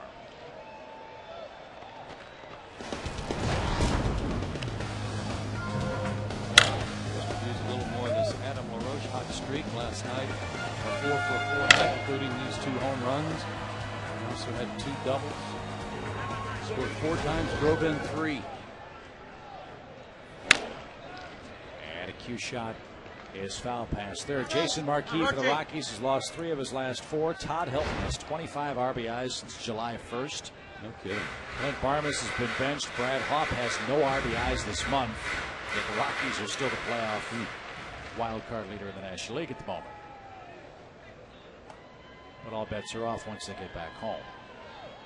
I believe their next series, if not their next homestand, has the Cardinals coming to town. They swept St. Louis in St. Louis in a 4-game series earlier this year. That was in June.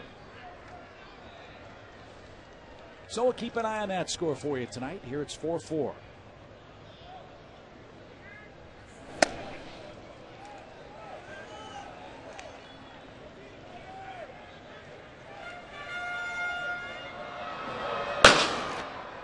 Eric O'Flaherty, Every left-hander.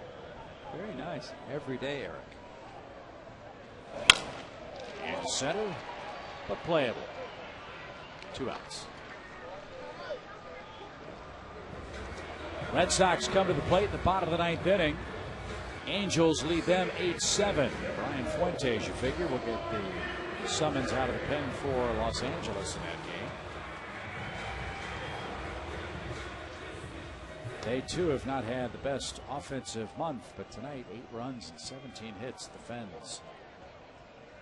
Angels have a healthy lead out west. They win that one, they'll be 6 in front. Make that 7 in front of Texas. They're 6 in front at the start of tonight's play. Texas with 1 hit tonight by Oakland.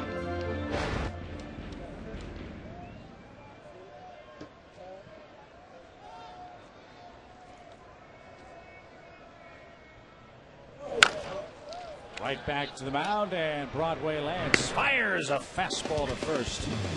And that retires the side. 3 up, 3 down. David Wright takes the wicked one.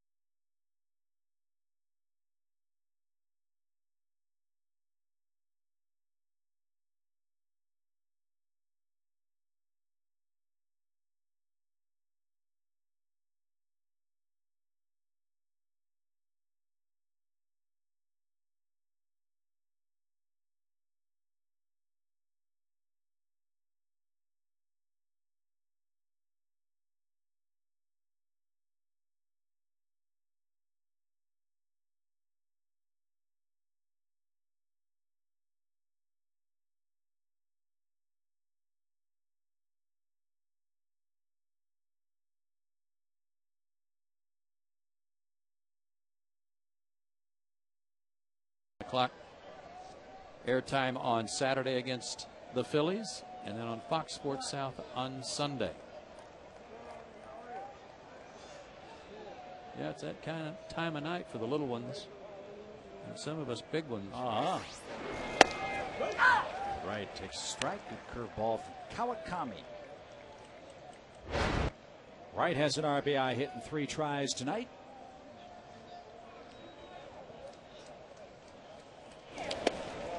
You look at these Mets. I think a lot of folks in our division partner thought this was going to be, at the very least, a 3-team race and perhaps a 4-team race. And it turned out it's been a 3-team race, with that 3rd team being the Marlins and not the Mets. But as you look at this New York club and assume that they're going to be relatively healthy next year, albeit a year older, with guys like Carlos Delgado and Carlos Beltran, do you think they need a total overhaul, or do you think they just need a tweak to get back and be one of the top teams in this division featuring Atlanta? I'd say a little more than a tweak, but they don't need to blow it up. I mean, if you look at what they could have on the field with Wright Reyes, Castillo, and Delgado. Francoeur in right, Beltran in center. That's a pretty solid lineup when they're healthy. Yeah. But pitching wise, they're going to have to get some able bodies, keep them out there.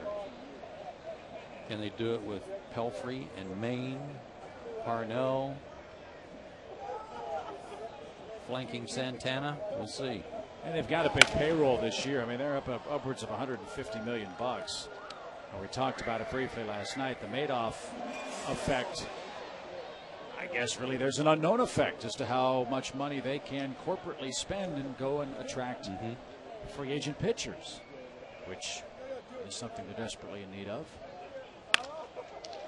But nothing wrong with the bat of David Wright. He's got a couple of hits tonight and leads off the Mets' sixth with a solid single up the middle. And look at David Wright. I mean, his numbers compared to his career this year kind of sum it up. It's a long list of key players that have been on the disabled list. But David Wright, for the last 4 years, RBIs 102, 116, 107. Last year, career high 124. Home runs the last 4 years, 27, 26, 30, and 33. And this year, he's got 10 homers and 67 RBIs. That kind of tells you that this isn't the Mets team. Right. This is not who they are, and they haven't been really all year long. Right. Nobody's been on base in front of Wright because Reyes, the spark plug, has been hurt most of the year. And he's had his share, certainly after the beating. David had his issues, but it's just been a horrible year for New York. But as you look at their home ballpark, I think it's fair to say it's going to be a tough place for them to hit for a lot of power. Wouldn't you agree? Yes, it will be. Their new park has been a huge success. They, up until about 2 weeks ago, they were still drawing close to 40,000 per date. Are the fans going to come back next year under these same circumstances if the team is, 25 games under 500 or 15 games under 500? Probably not. Well, I think that depends if they sign John Lackey and Matt Holliday. If they do that, then yeah, they'll come out. But can they? But can they? Right.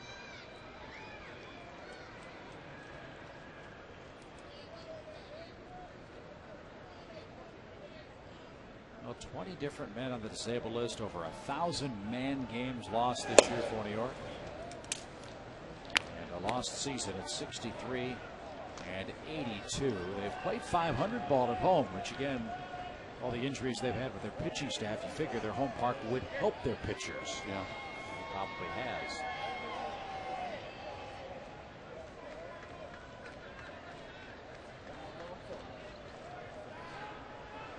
Rockies have drawn first blood out in San Francisco. We'll tell you how after this 2-1 pitch, which is bounced back to the mound. There's one. There's two. Good play. Wow, Wright never even got to the second base bag because he knows Escobar not afraid to low bridge that ball across to first. And if he could have been underground on this relay throw, he would have been. Watch Wright. Certainly not going to get there to break it up. Not the way it was hit. So bases clear, 2 outs. Daniel Murphy is the hitter. And Troy Tulowitzki has hit a home run for the Rockies. They've added a second run off Matt Cain. And it's now 2-0 Colorado in the series wrap up with the Giants. 2-game swing out there, quite obviously.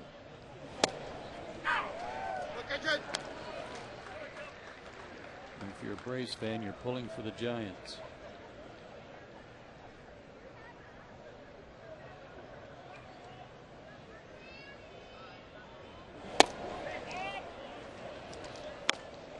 Al Galima looked it up for us earlier tonight with respect to the Braves' position right now. 5 games back in the wild card with 3 teams ahead of them. On this date in 07, September 16th of 07, Colorado had 3 teams ahead of them, and they were 4.5 back. And they were on that wild streak that carried them right into that 1-game playoff with the Padres that they ultimately won. And they got to the World Series. They swept the Phillies. They swept Arizona. and then had to wait 8 days to play Boston. Yeah, they played simulated games at Coors Field in the snow. Try to get ready for the Red Sox. As Murphy sprays one out of play, foul. Uh-oh. Down goes Frazier.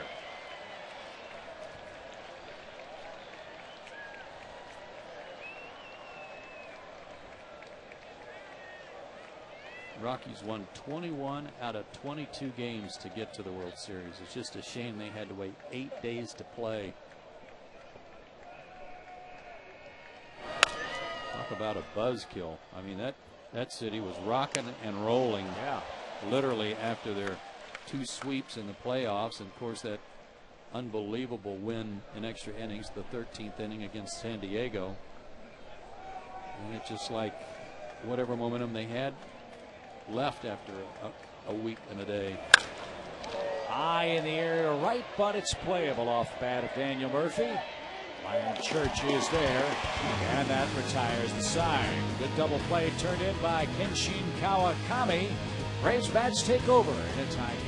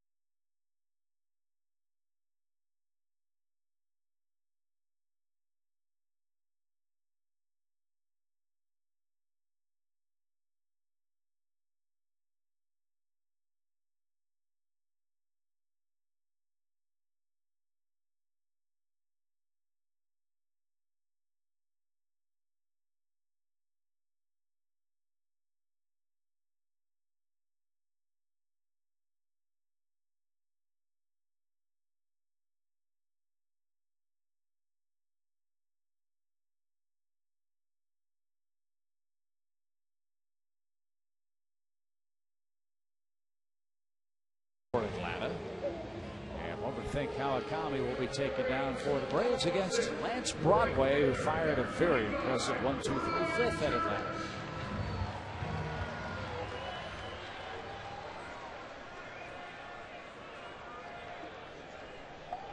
Peter Moylan's up in the Braves pen.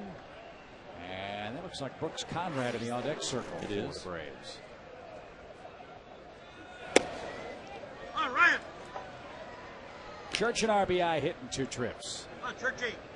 Had a good at bat his last time up with runners on, but struck out. Had some good hacks. Good change up there from Broadway. I mean, how much better name could you have pitching in New York than that? Well, they had Chan-Ho Park once, right? Didn't they? Yeah, I guess they did. But that isn't Broadway, baby. Yeah, but there's only one Broadway when you talk about New York, and that's Joe Namath, right? Yeah, that's true, but man.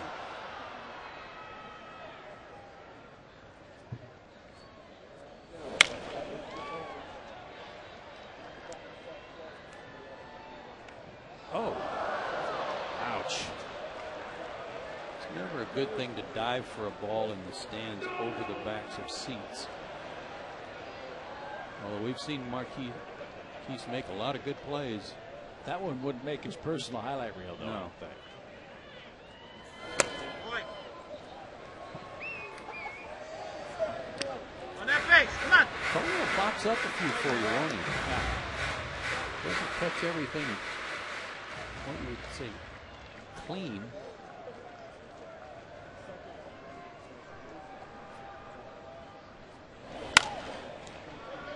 Might have been ball 4, but a good idea to protect the outside part of the plate. Come on.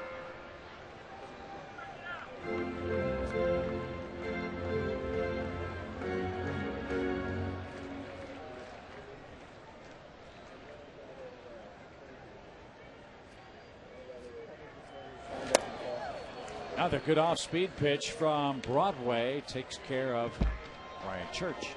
That was an excellent changeup. 76 on that one. Circle change and a beauty.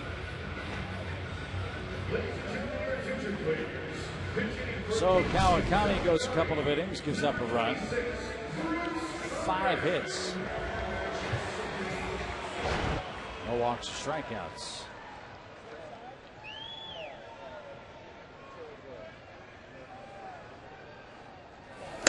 I know Brooks has struck out. I got to look and see how many times. 7 times in 40 at bats. But you couldn't prove it by me. It seems like every time he goes up there, he hits the ball hard somewhere. White. No.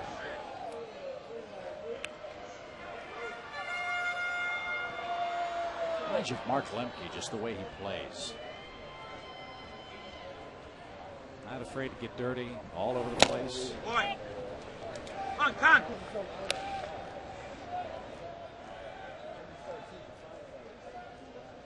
Bobby, though, yet has to figure out what's he going to call him. Is it going to be Brooks or is it going to be Con? Fly ball well hit to left, but playable. And there's your second out. Chip, now it's time to take a look at the SunTrust Solid Performers. Brought to you by SunTrust. Live solid, bank solid. Tonight's subject, highest National League batting average in September. Derek Lee at the top of the list, but Nate McLeod third, right behind Lee and Pujols at 410. 0 for 2 with a walk and a run scored tonight. And a 3-game hit streak on the line in tonight's play for McLeod. And make it 4. He'll take that in the series wrap up. That's a round hit.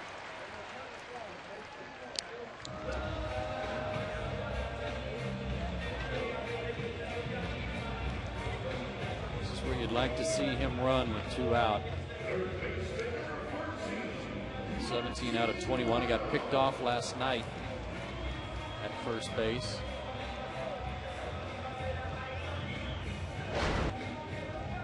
Perfect night for Prado. Dan Warthen out.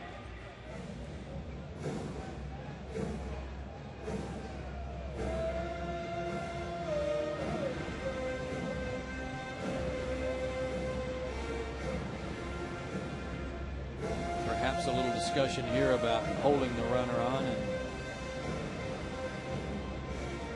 trying to keep McLeod at first base. Using the slide step or whatever to try to make sure he doesn't get a good jump.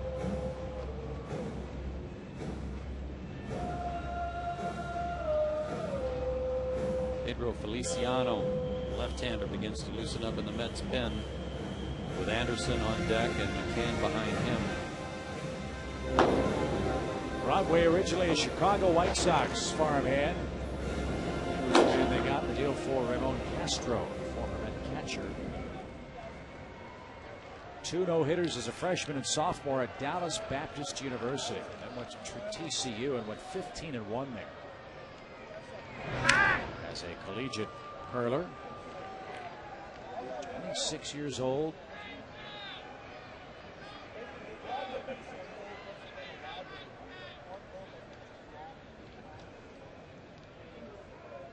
And facing Martin Prado.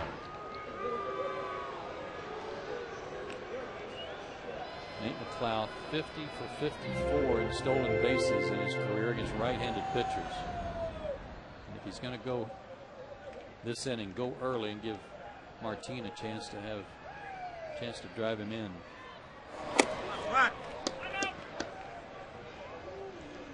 Well, for McLeod tonight, this is his 67th game with the Braves.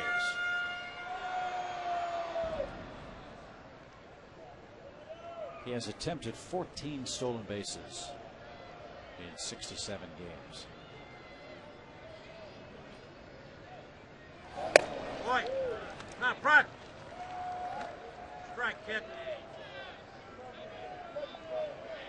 as we told you earlier tonight, this is not a running Braves ball club. They have just 50 steals as a club coming into tonight's game. Yeah, but this is a great situation for it. 2 outs and your best base stealer on. Top of the order up, that will remain up even if he's thrown out to start the 7th.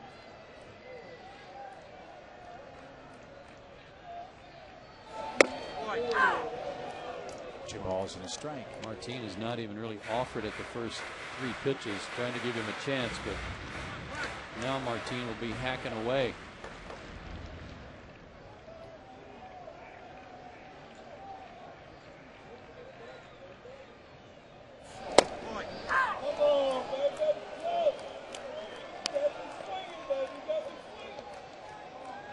Changing speeds real well, Broadway.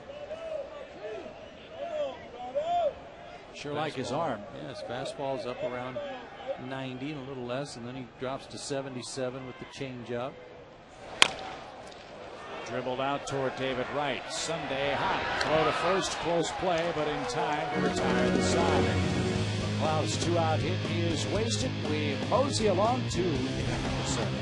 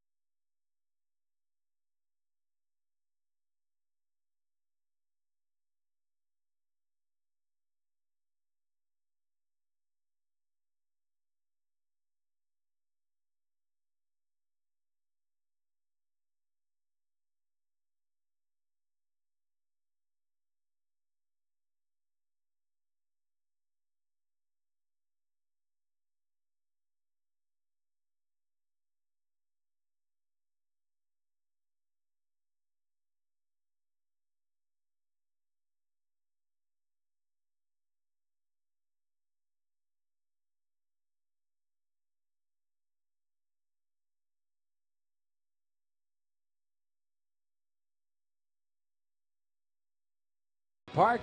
It's always exciting when Peter Moylan comes into the game because he's proven to be one of the best relievers in baseball after the All-Star break for this Atlanta club.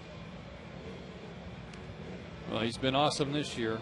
Hasn't given up a home run all year long. This is his 80th appearance tonight. 6-2, a 2.94 ERA. Terrific strikeout to walk ratio. Just a 2.54 average against him. Francoeur, Reed, and Valdez due up for the Mets.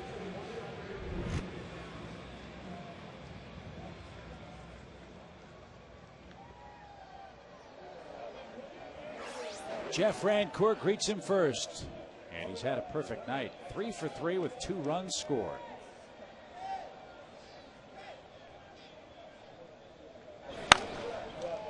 Jumped all over a slider and was a little bit out in front, wasn't he? I'll say, hit it right over here above the Mets dugout. Peter was awesome his last time out on Saturday against St. Louis. 2 innings, struck out 4 of the 6 he faced.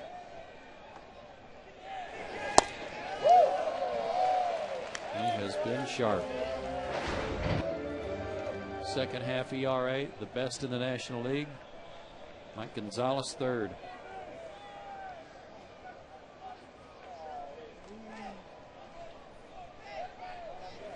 Oh, he exploding slider. That's how you get Jeff Francoeur. Don't throw him a strike. Let his eagerness take care of business for you. Keep the ball away from him. Threw it at the outside corner. Hard, sharp, breaking outside. Good start for Peter. Now it gets a little tougher. A left-hand batter, Jeremy Reed, is up. He'll try to neutralize that Moylan slider. Reed has reached with a hit and also on catcher's interference. He scored a run. He's knocked in a run. And he is just a little bit late. It's unusual. It's only the Francoeur strikeout, only the third tonight by Atlanta pitching. First two were by Derek Lowe, who left with a blister problem on his right ring finger. Medlin, Kawakami, now Moylan have followed Derek Lowe to the mound in Atlanta.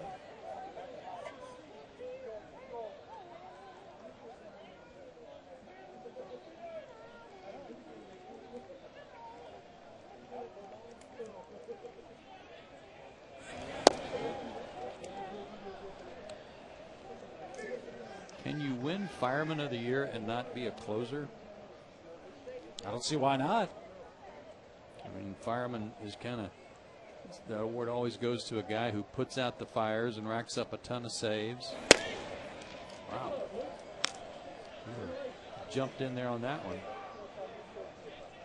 Well, I think fans around the country who follow the Braves know that this is going to be another one of the interesting things to follow with this club. No matter what happens here in 2009, both Soriano and Gonzalez are potential free agents at the end of this season. And the kind of year Peter Moylan has had, oftentimes you see it in Major League Baseball. The setup guy in the 7th inning moves up to the 8th inning, and then the 8th inning into the 9th inning. Could Peter Moylan become the closer for this ball club if the Braves don't bring back Soriano or Gonzalez? Sure he could. Fans excited about another fan finding a baseball in the upper deck that he had to search for on the foul ball. 2-2. Bouncing ball hit out towards second. That's a comfortable play. 2 outs. Got to remember too, Derek Lowe, who is under contract for the Braves for 3 more seasons, has also had closing experience if the Braves wanted to go that route. I can't imagine that happening. Not with the dough they laid out for Derek in that contract as a free agent. Angel Pagan's going to bat now. Base clear in the 7th inning. So Pagan and Sullivan have been used by the Mets off their bench tonight. I got a chance to see Pagan play quite a bit in New York and here, but when Beltran was hurt, he's a good-looking player.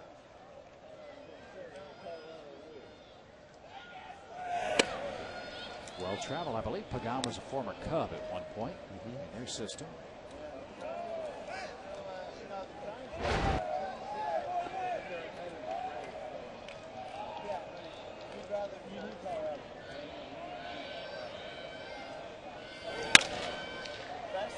And now faces an even count at the ball and a strike. Rockies still lead the Giants 2-0 in the 5th inning of play. The Giants have a man aboard with 1 out in that game at home. Pagan's a little older than I thought he was too. Just looking at that graphic, I didn't realize he was 28.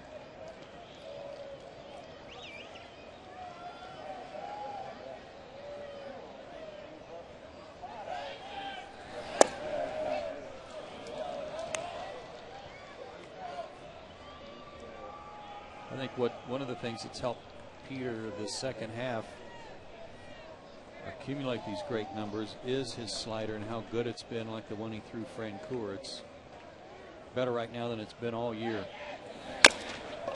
Again, a chopper, this time off the plate. LaRoche to the pitcher, close play and not in time. Pagan beat it fair and square, hitting left-handed, earned him an extra step, and that was the difference between being out or being at first base. Just too high. Adam did everything he could, got rid of it as quickly as he could, but Pagan won the race. So Fernando Tatis bats here in the 7th inning. close the books on Broadway. 2 shutout innings of a hit and 1 strikeout tonight. And you better keep an eye on Pregame with 2 out. He quite possibly could be running. 13 stolen bases. Rocketed into left field. Anderson drifting back, though. Makes the catch, and that retires the side. No runs ahead. 1 man left. Time to stretch in Atlanta. Wake up out there, folks.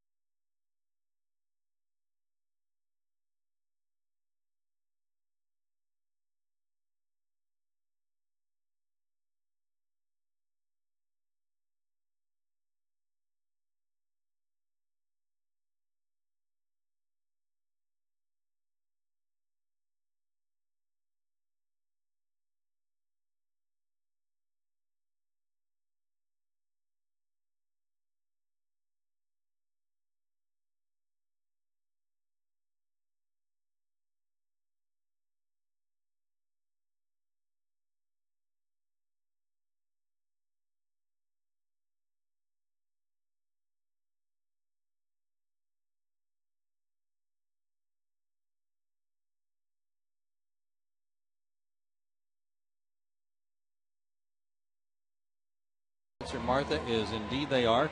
Sometimes, depending on the severity of the reason for the ejection, they get suspended, as was the case last night for that knockdown dragout that the Blue Jays and the Yankees had.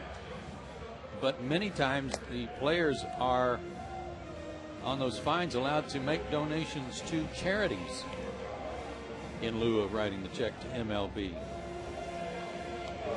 And that is a nice thing too, if you can write a check to your own charity to pay for your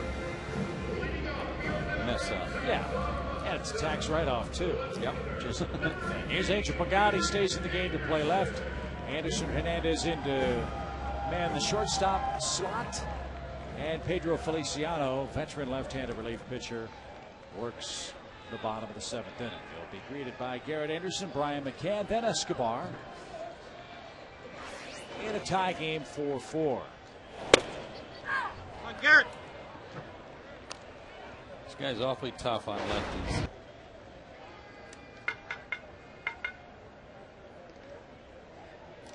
Just 232 against him, 264 for right-handers.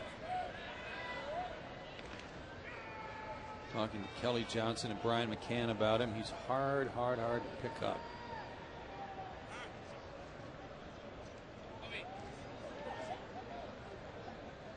And Feliciano letting Totally know he can't see the signs. So he goes up the line, grabs a little bit of the chalk. Trying to illuminate the fingers just a bit.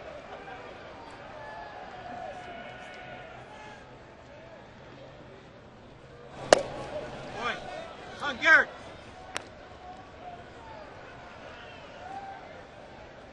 Garrett Anderson looking for his first base hit of the night. Now ahead in the count, 2 balls and a strike. Let's check out our Longboat Key scorecard. It's brought to you by the Longboat Key Club and Resort. Plan the perfect summer getaway today at longboatkeyclub.com.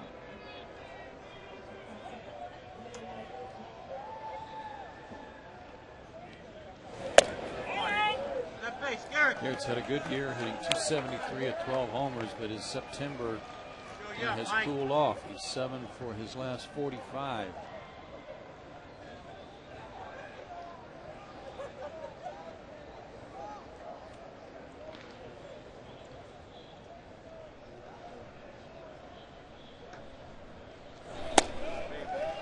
And a good start for Atlanta in the 7th. A leadoff walk in that lefty-lefty matchup. That's not what Jerry Manuel wanted to see. But Garrett aboard for the second time in this game via the base on balls. Expected to see a pinch runner for Garrett Anderson, but none yet. Braves have used Greg Norton. They have used Brooks Conrad. They have used Kelly Johnson off their bench. Chipper is able to pinch hit tonight should the situation require it. And McCann bunts that ball in front of right. Close play, and they got him by a step. Right almost caught that ball. But McCann moves Anderson into scoring position with a bunt against a tough lefty. I don't know if Garrett was expecting that. And if David Wright had that to do over again, and if any of his teammates told him, his shorter throw would have been to second base, and he'd have had a chance to get Garrett Anderson. You see Garrett in your picture at the top of the screen had not gotten to second base. In fact, it was a long way from it because he had to freeze to see if David's going to catch it. Oh, he had Anderson by a mile if he goes to second. A break for Atlanta. So McCann out 5-3 on a terrific play by Wright. But it does allow Anderson to move into scoring position. Now they'll walk Escobar and pitch to the next left-handed Atlanta hitter, Adam LaRoche. I'm assuming they gave Brian a sacrifice for that. No, they're going to call it a 5-3. No sacrifice. Never mind. They do give him a sacrifice. Well, they didn't credit him with the sacrifice until the 4th ball out of the strike zone. So technically, you're right. All right.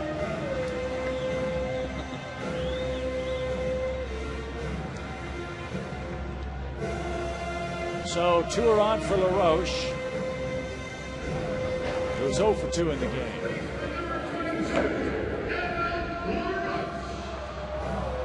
You know about the arms in the Mets outfield. Francoeur throws brilliantly. Pregame throws well. Beltran throws well. And you have a slow runner at second and Anderson. So keep that in mind if LaRoche singles here. And he's behind in the count.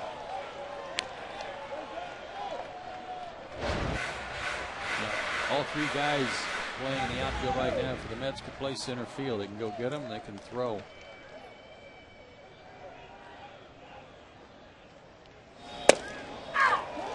Adam has worn out the Mets this year. 10 for 17, 4 homers, but just 3 for 17 in his career against Feliciano.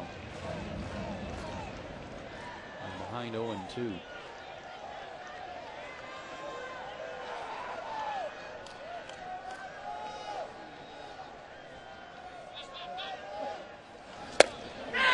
There you go. Yes, he did. 3 pitches takes care of LaRoche. 2 out.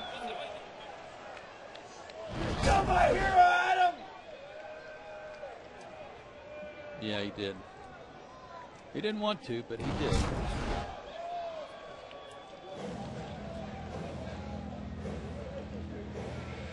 Jerry Manuel's got Sean Green in the bullpen, and he's going to go get him. Jerry's made more trips than Timothy Leary in this game. Crying out loud. He'll go to the bullpen once again. And Green's going to come on and face Omar Infante. Game still tied 4-4, 2 on, 2 outs now for Atlanta. As yet another call to the bullpen brought to you by AT&T, your world delivered.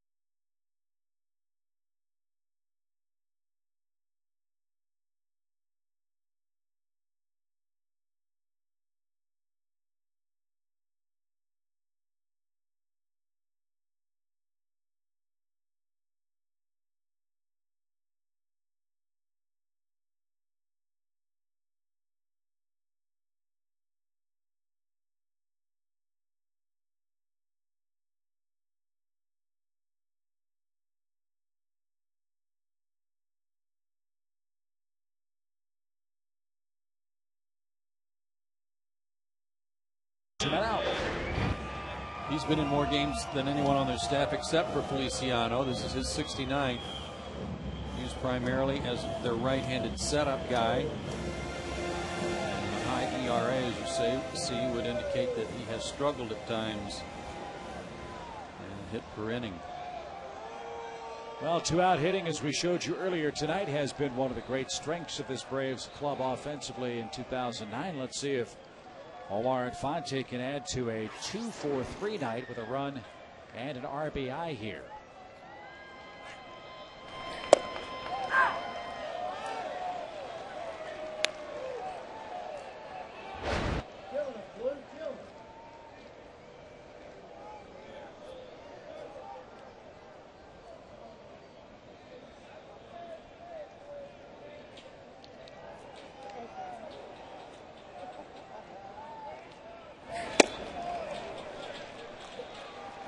One of the things that may have been entering Bobby's decision to leave Garrett Anderson in is the runner, the go-ahead run, potential go-ahead run instead of Gurecki, is just in case Rodriguez is in the latter stages of this game, a right-hander, and come back around to the top of the order. It'd be nice to have that extra left-handed bat still in there in Garrett Anderson. Yeah, the other option off the bench would be Chipper.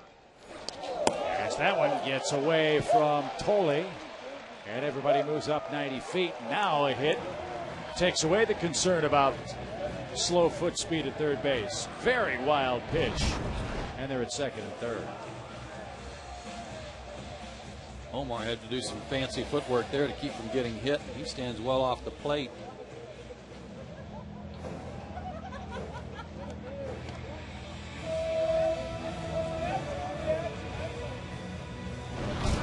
So a chance here to put some pressure on the defense. All of a sudden, it was going to take a hit to take the lead. Now, any bobble or boot gets that go-ahead run across. Got to make a clean play if you're on the infield. I wouldn't mind seeing another wild pitch. Could happen.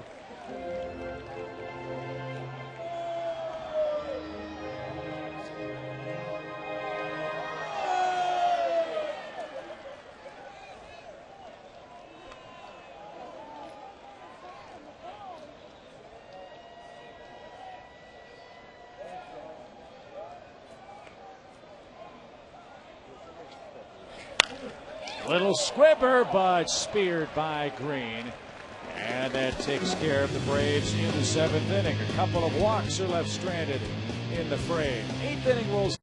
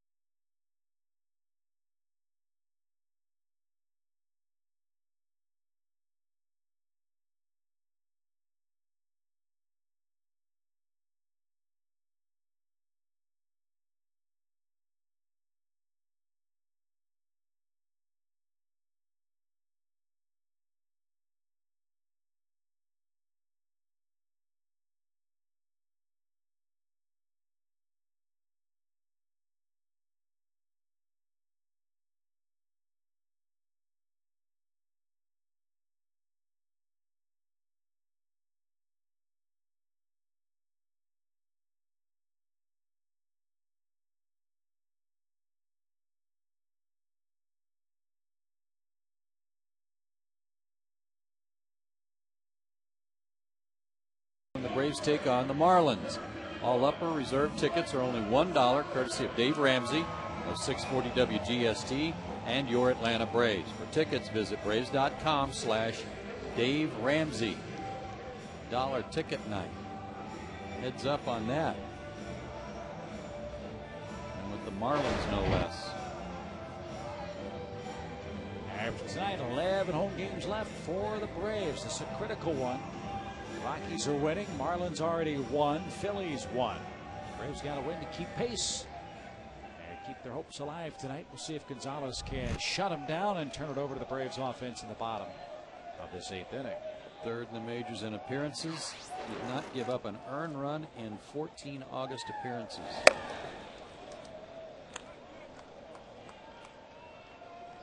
Mike allowed a walk and a hit in last night's game, but was not scored upon. Braves won 6-0 yesterday behind Tommy Hanson. Trying to make it 6 in a row in the win column tonight. Push their record to 77-68.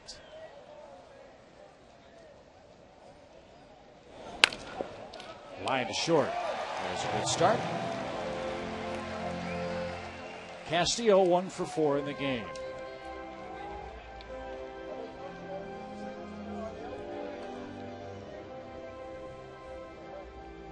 Tole won't be able to try to find a hole here in the 8th inning. Omir Santos will come on and bat.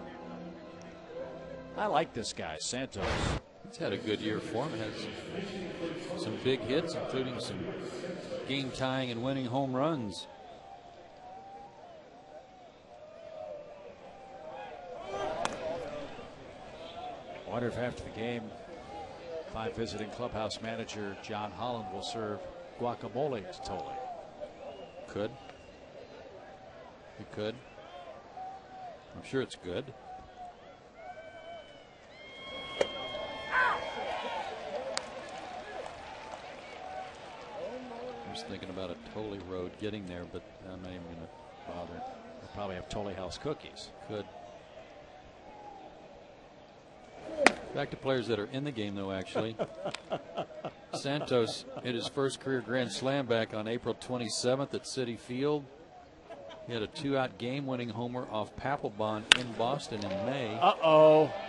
Deep to left. And add another one to that very impressive list. Yeah, I'm not even going to finish.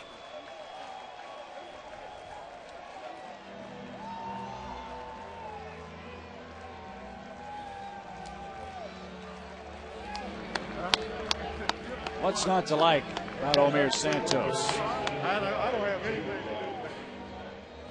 7th home run allowed by Mike Gonzalez this year. Away, Omi! High breaking ball. Oh, boy. Nice job. Another home run that's a big Jack one Nicklaus. for the Mets catcher who was pinch hitting. And now Jim Lovell is out with Bobby Cox to look at Mike. Now, you remember last night in the ball game, there was a bang-bang play at first base where Mike Gonzalez was heading over there and sort of took a long time to come to a stop after he reached the first base bag. Remember how gingerly he made that stop? Well, he's going to come out of this game tonight.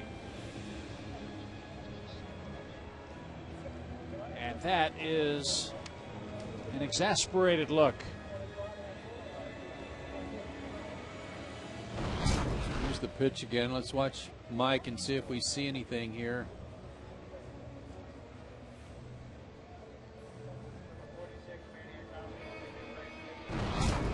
Nothing other than just his reaction.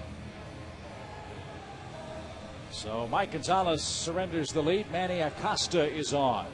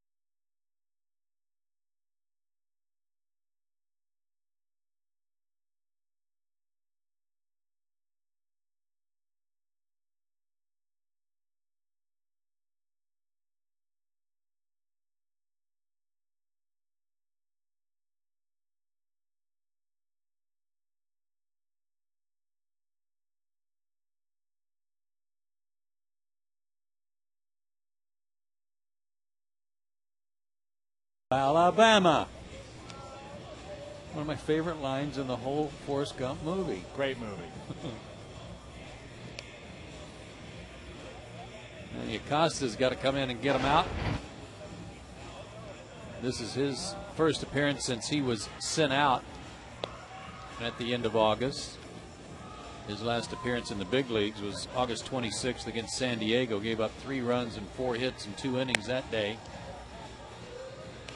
And back with the big club now to help put the fire out here in the 8th inning after Mike Gonzalez gave up the home run to Santos. We hope Mike's okay. Yeah, he had a look of concern on his face that went far Yes. beyond just giving up the lead in this game. Did indeed.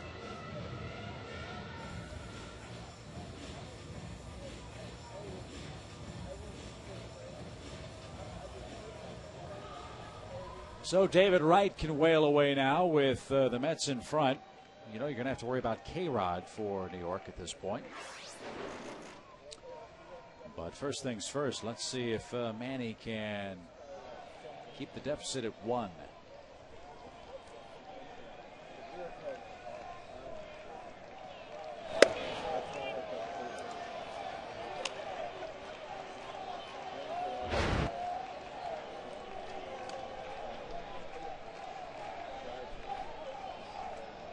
Wright has had a good night tonight, a couple of hits. The catchers are dropping and missing an awful lot of pitched balls tonight, aren't they? Sometimes with a tall pitcher in this ballpark, high pitches get lost in that scoreboard too, Chip. I'd forgotten about that. Manny Acosta certainly fits that role at 6'5". And he's greeted brutally. A 2-0 pitch is hammered by David Wright, who's got a 3-hit game. David Wright's beginning to find his swing again after getting beamed and being a little, what you would, I guess, expect him to be a little slow coming back in terms of confidence and being able to hang in there. It's all coming back to him. And Beltran up there 4 for 7 with a homer off Acosta in his career. Can't afford to give him any more here.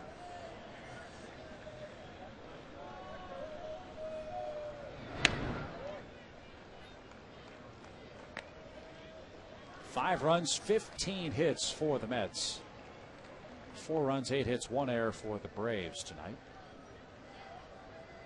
Got to give New York some credit after getting shut out last night. They've answered the bell in a big way tonight. 2 straight hits greet Acosta. Right around second on his way to third. Beltran streaking into second with a sliding double, and more trouble afoot here in the 8th. And speaking of trouble, Colorado's opened up a 4-0 lead over the Giants now out in San Francisco. So it could be a rough night all the way around for Atlanta. High breaking ball that didn't have much on it, and Beltran now 5 for 8 against Manny in his career. Church did a good job over there of getting over there and keeping Wright from scoring. Danny Murphy will be walked intentionally. That'll load the bases. And guess who's waiting on deck? Braves have Vladimir Nunez and Eric O'Flaherty ready in the bullpen if needed.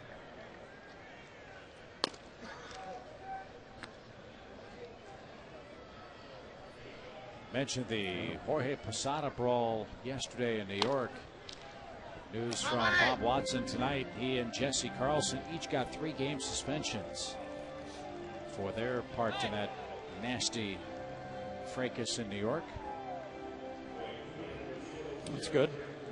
I was surprised that Jim Joyce, the home plate umpire, was as pointed in his remarks when asked about it. He said Posada delivered a cheap shot. Through an elbow. So why does Posada get the same number of games as the pitcher, I wonder, if he instigated the whole thing? Well, maybe because the pitcher threw one behind Posada just prior to him reaching base. Might have been considered somewhat of an instigation too. Boy, that puts the umpires in such a terrible position, doesn't it? Trying to read the intentions of players rather than reacting to what actually takes place.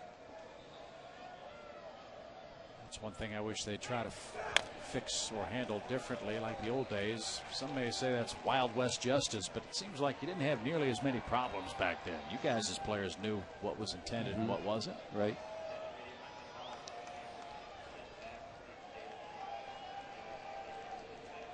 Need a double play ball here. Bases are loaded, 1 in, 1 out.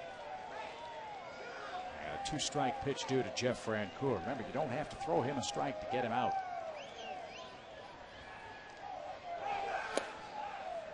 Good job by Francoeur to lay off. By the way, the word from the trainer's room, Mike Gonzalez left with a stiff back.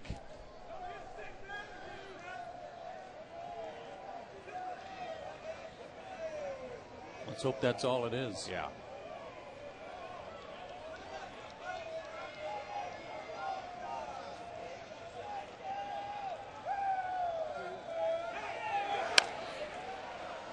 Good slider. Maybe a little bit too much of the plate. Gave Jeff a chance to fight it off. Nobody knows Jeff Francoeur better than Brian McCann. And he's sitting right behind him. Moylan able to strike Francoeur out with a big sweeping breaking ball. Acosta does not have that pitch, but a slider off the plate would be nice here. Or a 95-mile-an-hour fastball up. That'll work too. It's a pretty good equalizer, isn't it? I'd say. Sheffield to hit. Above the hands, got him to chase. That was a little off the plate. Good location. And is one of the pleasant surprises for New York this year. Remember when we were together much earlier this season, we all wondered what in the world are the Mets doing getting Gary Sheffield. But the Tigers let him go.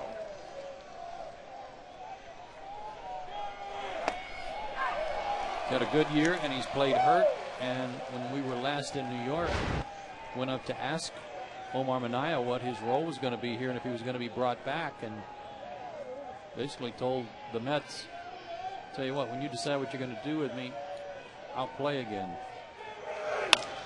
Looping line drive into right field. Church is there, and he makes the play to retire the side. The home run by Omir Santos off Mike Gonzalez, the difference in the game to this point. Braves coming up now, down a run.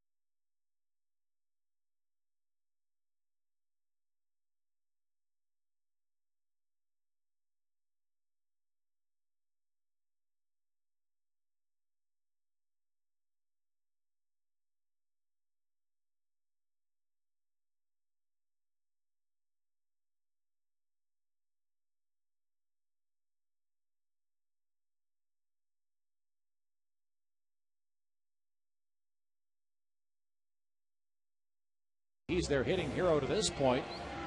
He's hit the go-ahead home run, and Brandon Stokes is on to pitch the 8th. He gave up a run and 2 hits in last night's lid lifter in this series. Ryan Church will lead it off, and looks like Chipper is on deck. See if that remains so if Church reaches. So Brian Stokes and Ryan Church, the combatants here in the 8th. 4 runs, 8 hits for the Braves. Come on. 5 runs, 16 hits for the Mets tonight.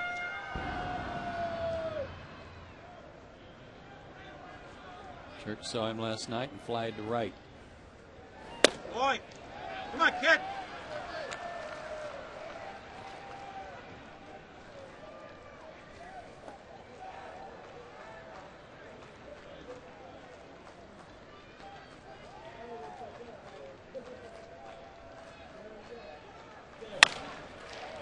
Oh, David Wright backed up, and the ball found him. It sure did. Wow. And he knows it. Oh, smirk on his face. That ball found his glove.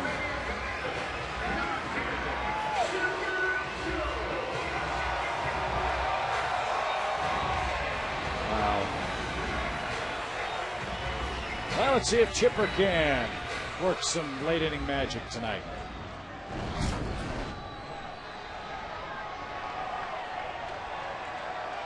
He's 3 for 6 as a pinch hitter with 5 RBIs this year. Come on, Chip.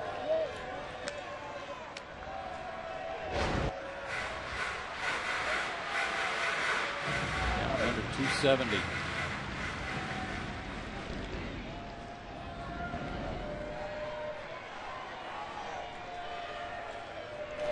Are you surprised at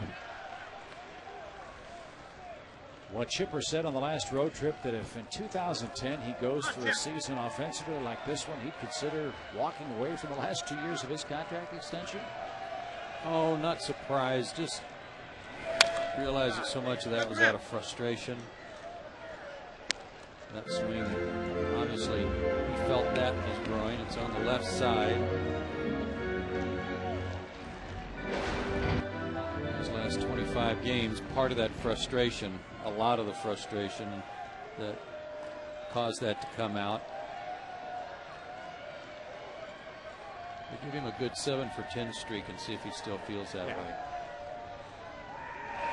Hey, come on, Chip. But the other one thing I thought that came out of that for me is, no matter what happens for Chipper, the really great players know when it's time. And I'm not suggesting that it's time for Chipper by any stretch, but they always want to go out on their own terms. They always want to go out at the top of their game, not at the bottom. Well, you know he does. As he said in those comments, I'm not going to stand for mediocrity. I'm not going to hang around here and be a mediocre player. That's what made Joe DiMaggio so great all those years with the Yankees. When asked why he played so hard all the time, he said, because there's somebody out there who may never have seen me play before. Yeah.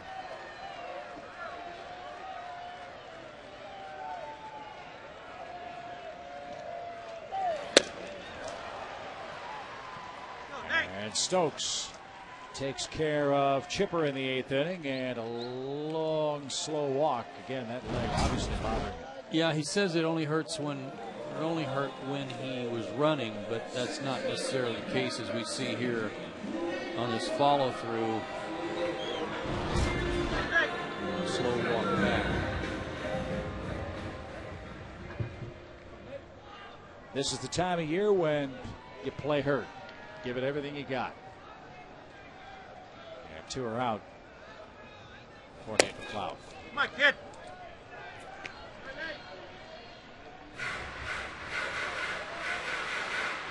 Stokes throwing 3 and easy tonight to McLeod, who's 1 for 3 with a walk and a run scored. Braves were down 3-0 in this game, tied at 3-3, led 4-3 after 4. The Mets have scored the last 2 runs in this game and lead 5-1 now.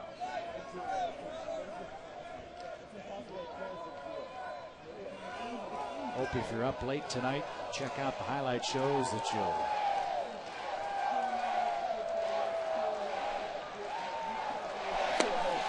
take a peek at those highlights from Comerica Park tonight, where Ernie Harwell honored during the game by the Tigers.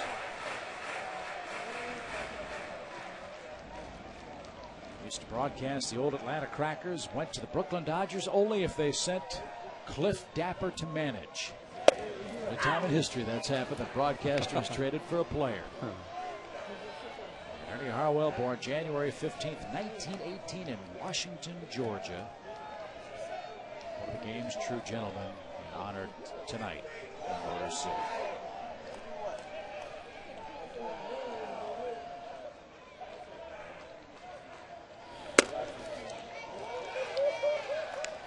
Just need a base runner. Anyway, anyhow, anywho.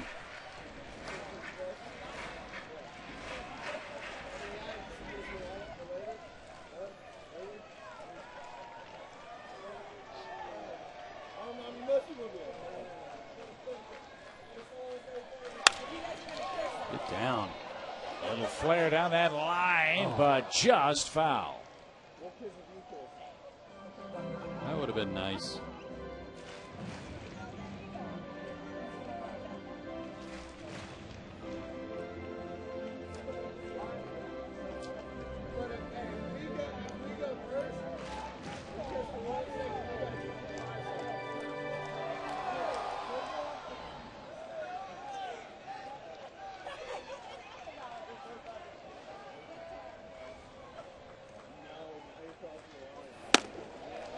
Well, there's a start. 2 outs. Tying run aboard in the 8th inning. Got a 2-out base hit in the 6th inning in the tie game and didn't run. Grotto eventually grounded out. Will he be running here with 2 out? By the way, good morning, everybody. Yeah, welcome to Thursday. Got a game tonight. Yeah. Get your sleep. And K-Rod's up. And for the Braves, so is Rafael Soriano.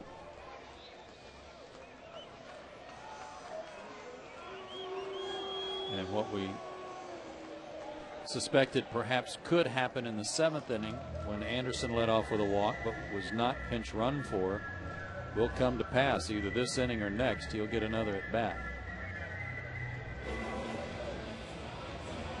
That's the art of managing, knowing when to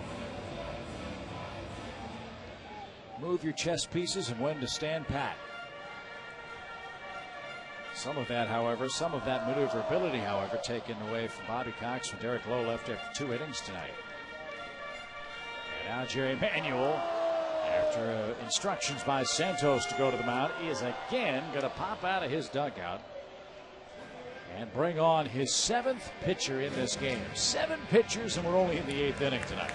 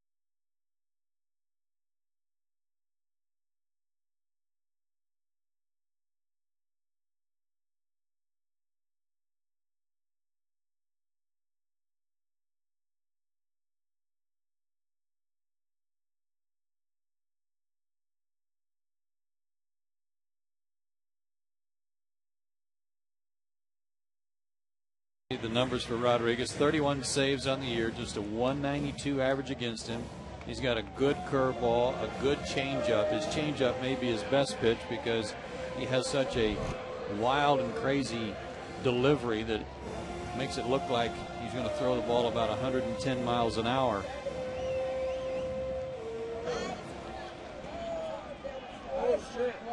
Starred with the Angels, signed with the Mets, and now tries to retire Martin Prado in the 8th inning.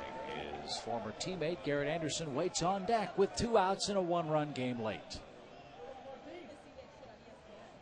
And when you think the hook, you get the 92-mile-an-hour fastball. And that's what it all works off of. 31 out of 36 in saves.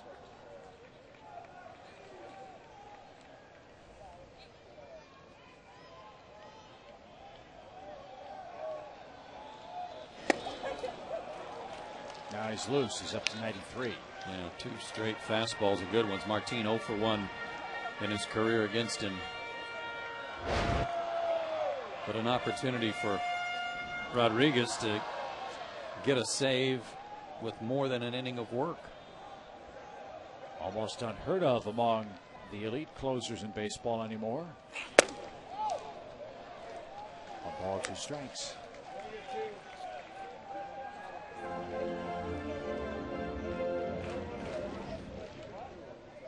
Well, you think about all the saves that Sparky Lyle got, Goose Gossage got, Lee Smith got.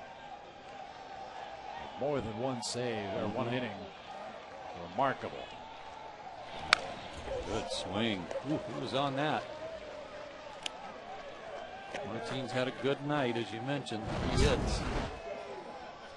Got a high fastball here, but just a touch under.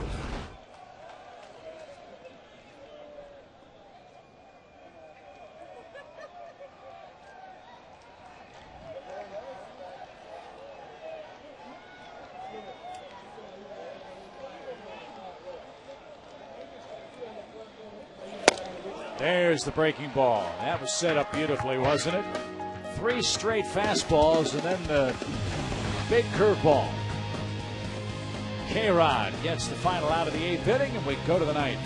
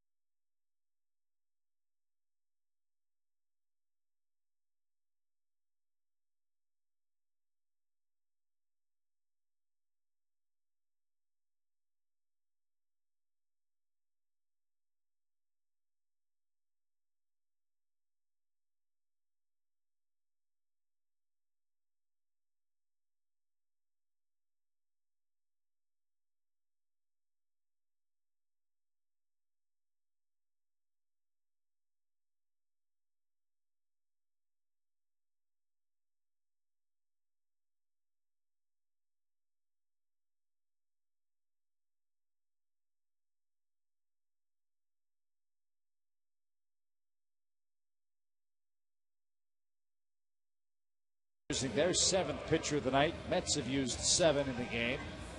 9 runs, 23 hits so far tonight. The Mets, I mean, they've left 14 men on base, 9 in scoring position. They lead by 1 run. If the Braves come back and win this one, they're going to be just crying the blues about all those guys he left on, including the bases loaded 3 times so far. Yeah, in the 2nd, in the 5th, and in the 8th. And the first pitch from Eric O'Flaherty bounced by Pagan to short, almost a collision up the middle. But Escobar takes care of the momentary confusion. 1 pitch, 1 out.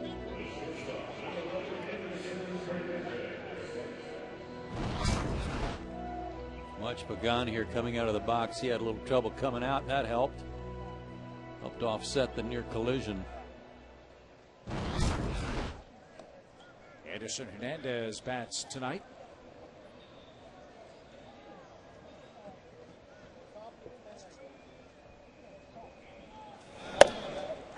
And looks at a called strike.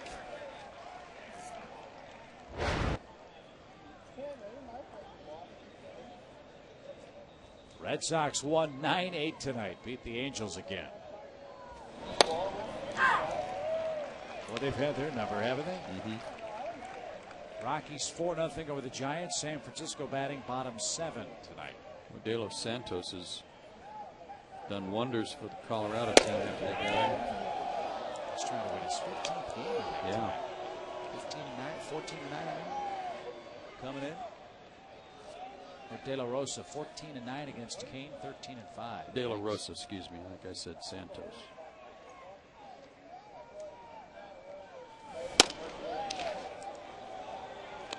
Colorado also hoping to get Aaron Cook back, hoping to get Houston Street back. And guess who's been throwing simulated games for him? Jeff Francis. Has he? Yeah. I was curious about him today. I saw him on some video and wondered if he was close. At least he's getting closer. Aaron Cook trying to return. One would guess that if the Rockies do win the wild card, they're going to have Cook and Street to have any plans at all of advancing. Not so much of that predicated on who they play in the first round. And it's like hockey. You got the hot goaltender. Even the underdog can advance very quickly through the postseason. So we'll see. Rockies, team to beat in the wild card at the moment. Giants trying to come back at home after taking the first 2 handily in that series at AT&T Park. Hernandez walks with 1 out. Can't afford any more runs. Down 1, 5-4. And O'Flaherty will now face the top of the New York order.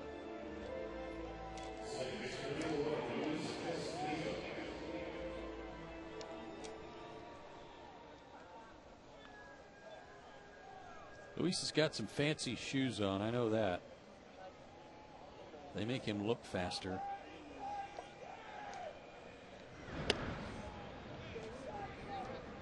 Remember the shoes the Celtics used to wear? Those are dynamite right those? there. I'm surprised you like those. Those look kind of like Texas Longhorn orange. Double play ball. Escobar to the bag himself. Hook 'em horns. Flaherty gets the double play.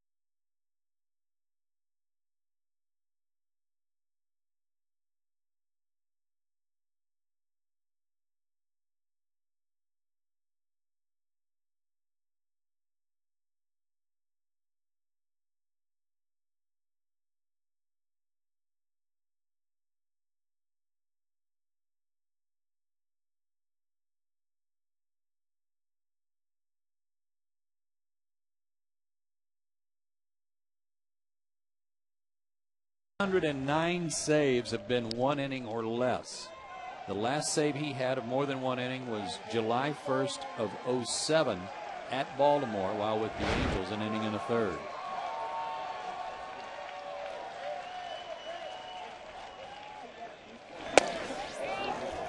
So Garrett Anderson, who knows the MO of K-Rod perhaps better than anybody, will face him first here in the 9th inning. They were longtime teammates with the Angels.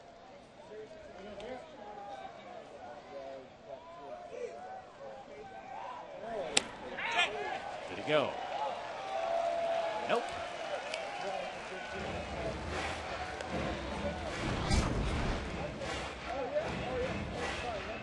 No, he didn't. Carroll, the bat stayed back.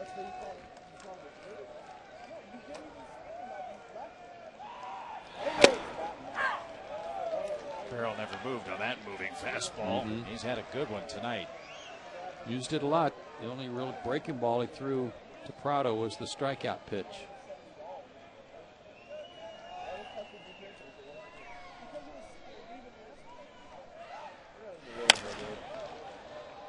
Late swing evens the count.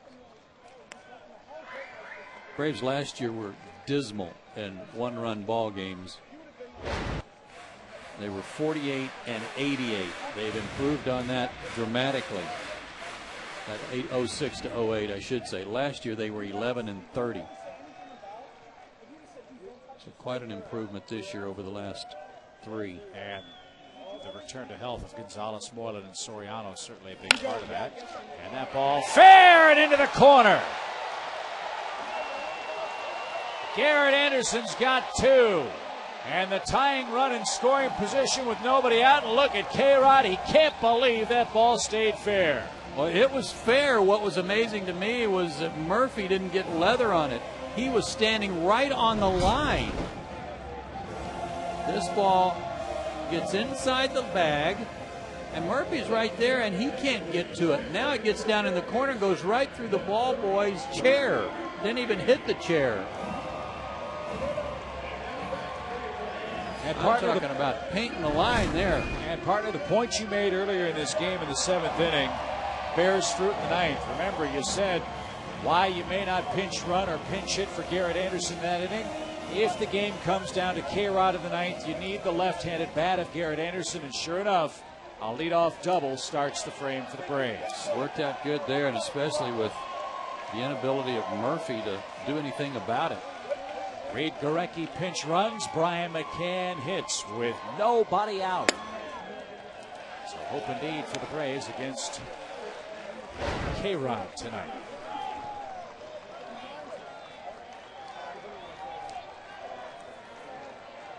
Would you say last 109 saves were 1 inning? Yes. Or less? Even for a seasoned veteran, when you ask them to do something they're not used to doing, very tough. Let's see if Atlanta can take advantage.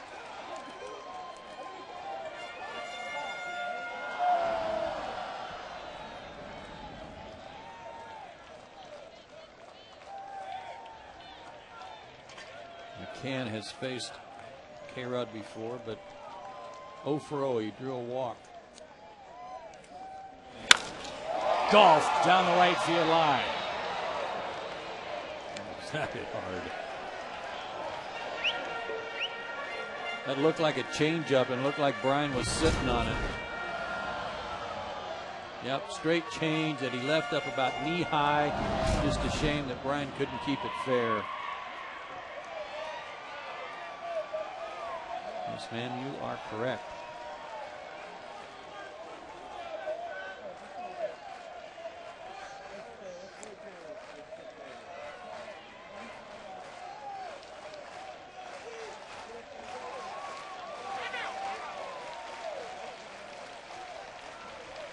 Brian having a little trouble with his glasses. Santos having a little trouble getting together with Rodriguez. At the very least, Brian would like something he can pull to get Gurecki to third. Yeah, I think Santos was giving signs in English. was catching when Stokes was on the mound a second ago. I might want to switch to Spanish with K-Rod up there and see if that could be straightened out.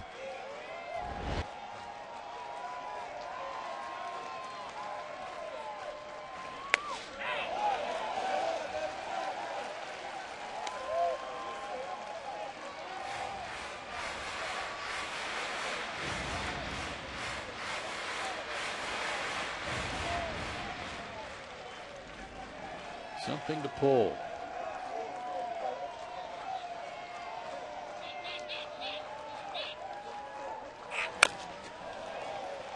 Boy, did K-Rod come twirling off the mound as he tried to sell that pitch. Yeah, and Santos was set up outside. Again, a guy that Rodriguez had missed the target badly, but got away with it. Target's away. Pitch was down and in.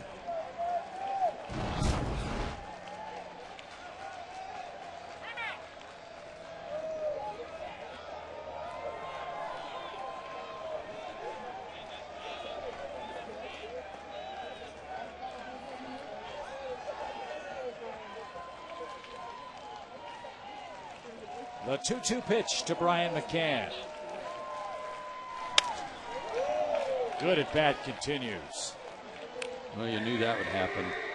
This guy, he's going to give you a good at bat. And trying to prevent him from pulling the ball, they go away and he hits it sharply the other way. Defensively, yes, but he had to. Trying to guard that outside corner as well. Did it hit him? Yes, it did. How about that? 2 on, nobody out.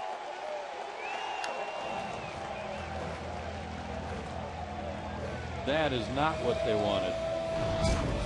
Because now the winning run is on base. Got him on the, looked like the tip of the elbow. It's the first batter he's hit this year. Wow. Well, again, we've said it a couple of times tonight. Here's Yunel Escobar, one of the game's best hitters with runners in scoring position. David Ross in for McCann at first. A single would potentially tie this game. First and second, nobody out. Escobar shows bunt. He's 2 for 3 against K-Rod, and Am LaRoche has also had some success, albeit in much more limited duty.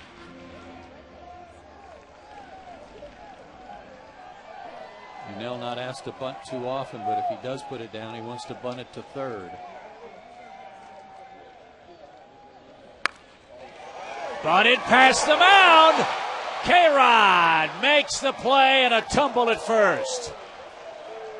Boy, another 6 inches, and the bases have been loaded with nobody out. That was a sensational recovery by Rodriguez. Sensational. Good bunt by Yunel.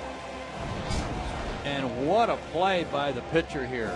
He overruns it, chases it down, and like a third baseman charging a slow roller, fires a submarine shot to first. Man. Good hustle by Escobar. Lunging for the bag again. That's how he hurt his ankle the other day, but this time, big roll at first base. Well, how about the scoop by Castillo, too? I mean, that's an all or nothing play. Now they'll walk LaRoche and load up the bases with only 1 man out. Again, K-Rod, 109 straight saves without working more than 1 inning. Came on, got the final out of the 8th. Has struggled here in the 9th. Well, let's set that up. Bases loaded. I mean, you got to put LaRoche on because his run doesn't mean anything. And because he's been a hot hitter. And you got a right-handed hitter on deck. Omar's a good bunter. You got the squeeze as a possibility. We'll see how the Mets play it. If they'll play back for 2, Jerry Manuel's going to go out and tell him exactly how he wants him to play. bringing in the whole infield. This inning started, though, on a play, Chip, that it was just amazing. First of all, how hard Garrett hit the ball. It was definitely a fair ball. And then with a guy who was standing on the line, can't glove it or knock it down.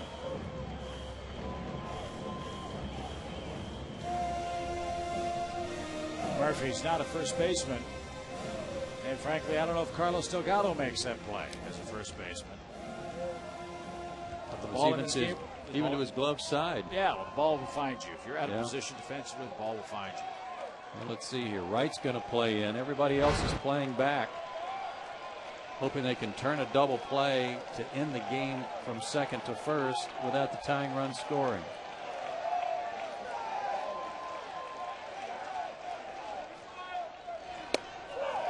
No place to put him, and that's a good start.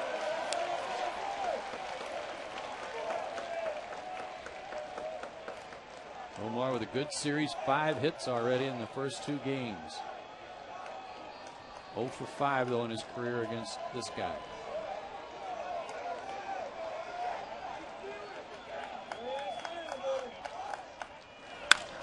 High fly ball into left center field. That'll be deep enough to tie it up.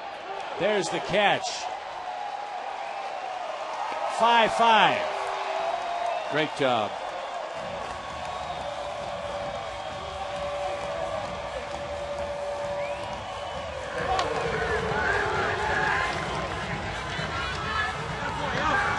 Infante now 10 for 13, getting that guy in for third with less than 2 out.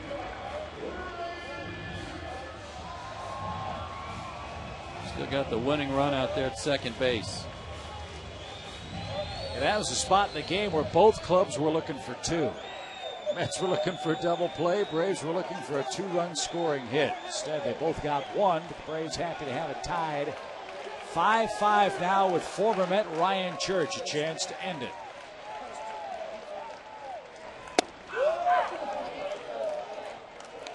How many blown saves for K-Rod now? 6, I believe. He's 31 for 37 now.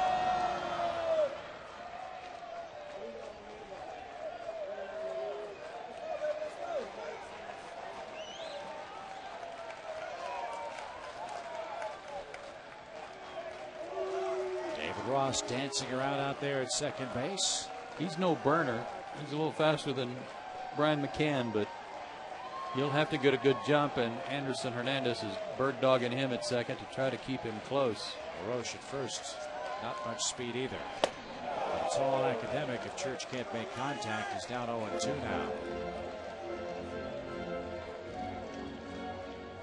Every American League game is final tonight.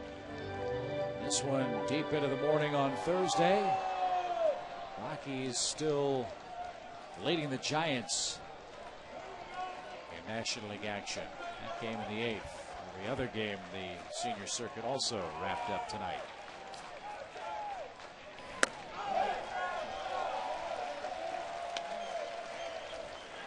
Six blown saves for K-Rod. And of the 6, 5 of them have come away from Citi Field.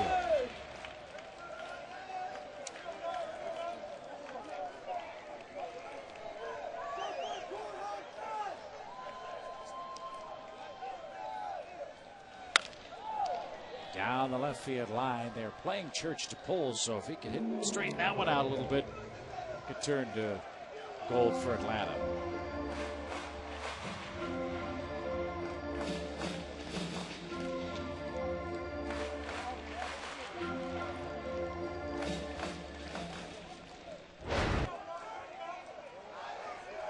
A little difference between the home cooking of Citi Field, huh?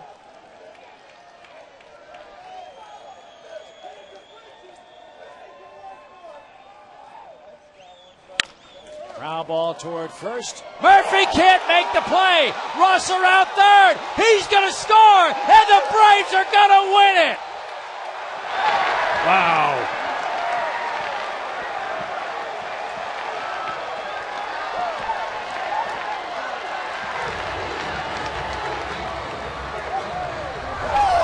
That's the 10th error in 89 games for Murphy. What a remarkable finish, huh? The ball always finds you, does it not?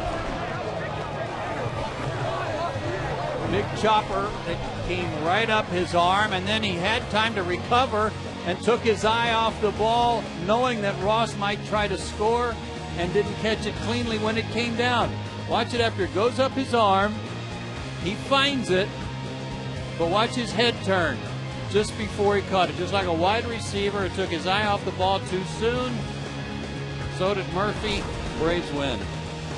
Murphy's law for the Mets this year has been a whole lot of errors, and the Braves are handed a win. 6-5. They win the second in a row from New York, deep in the night in Atlanta.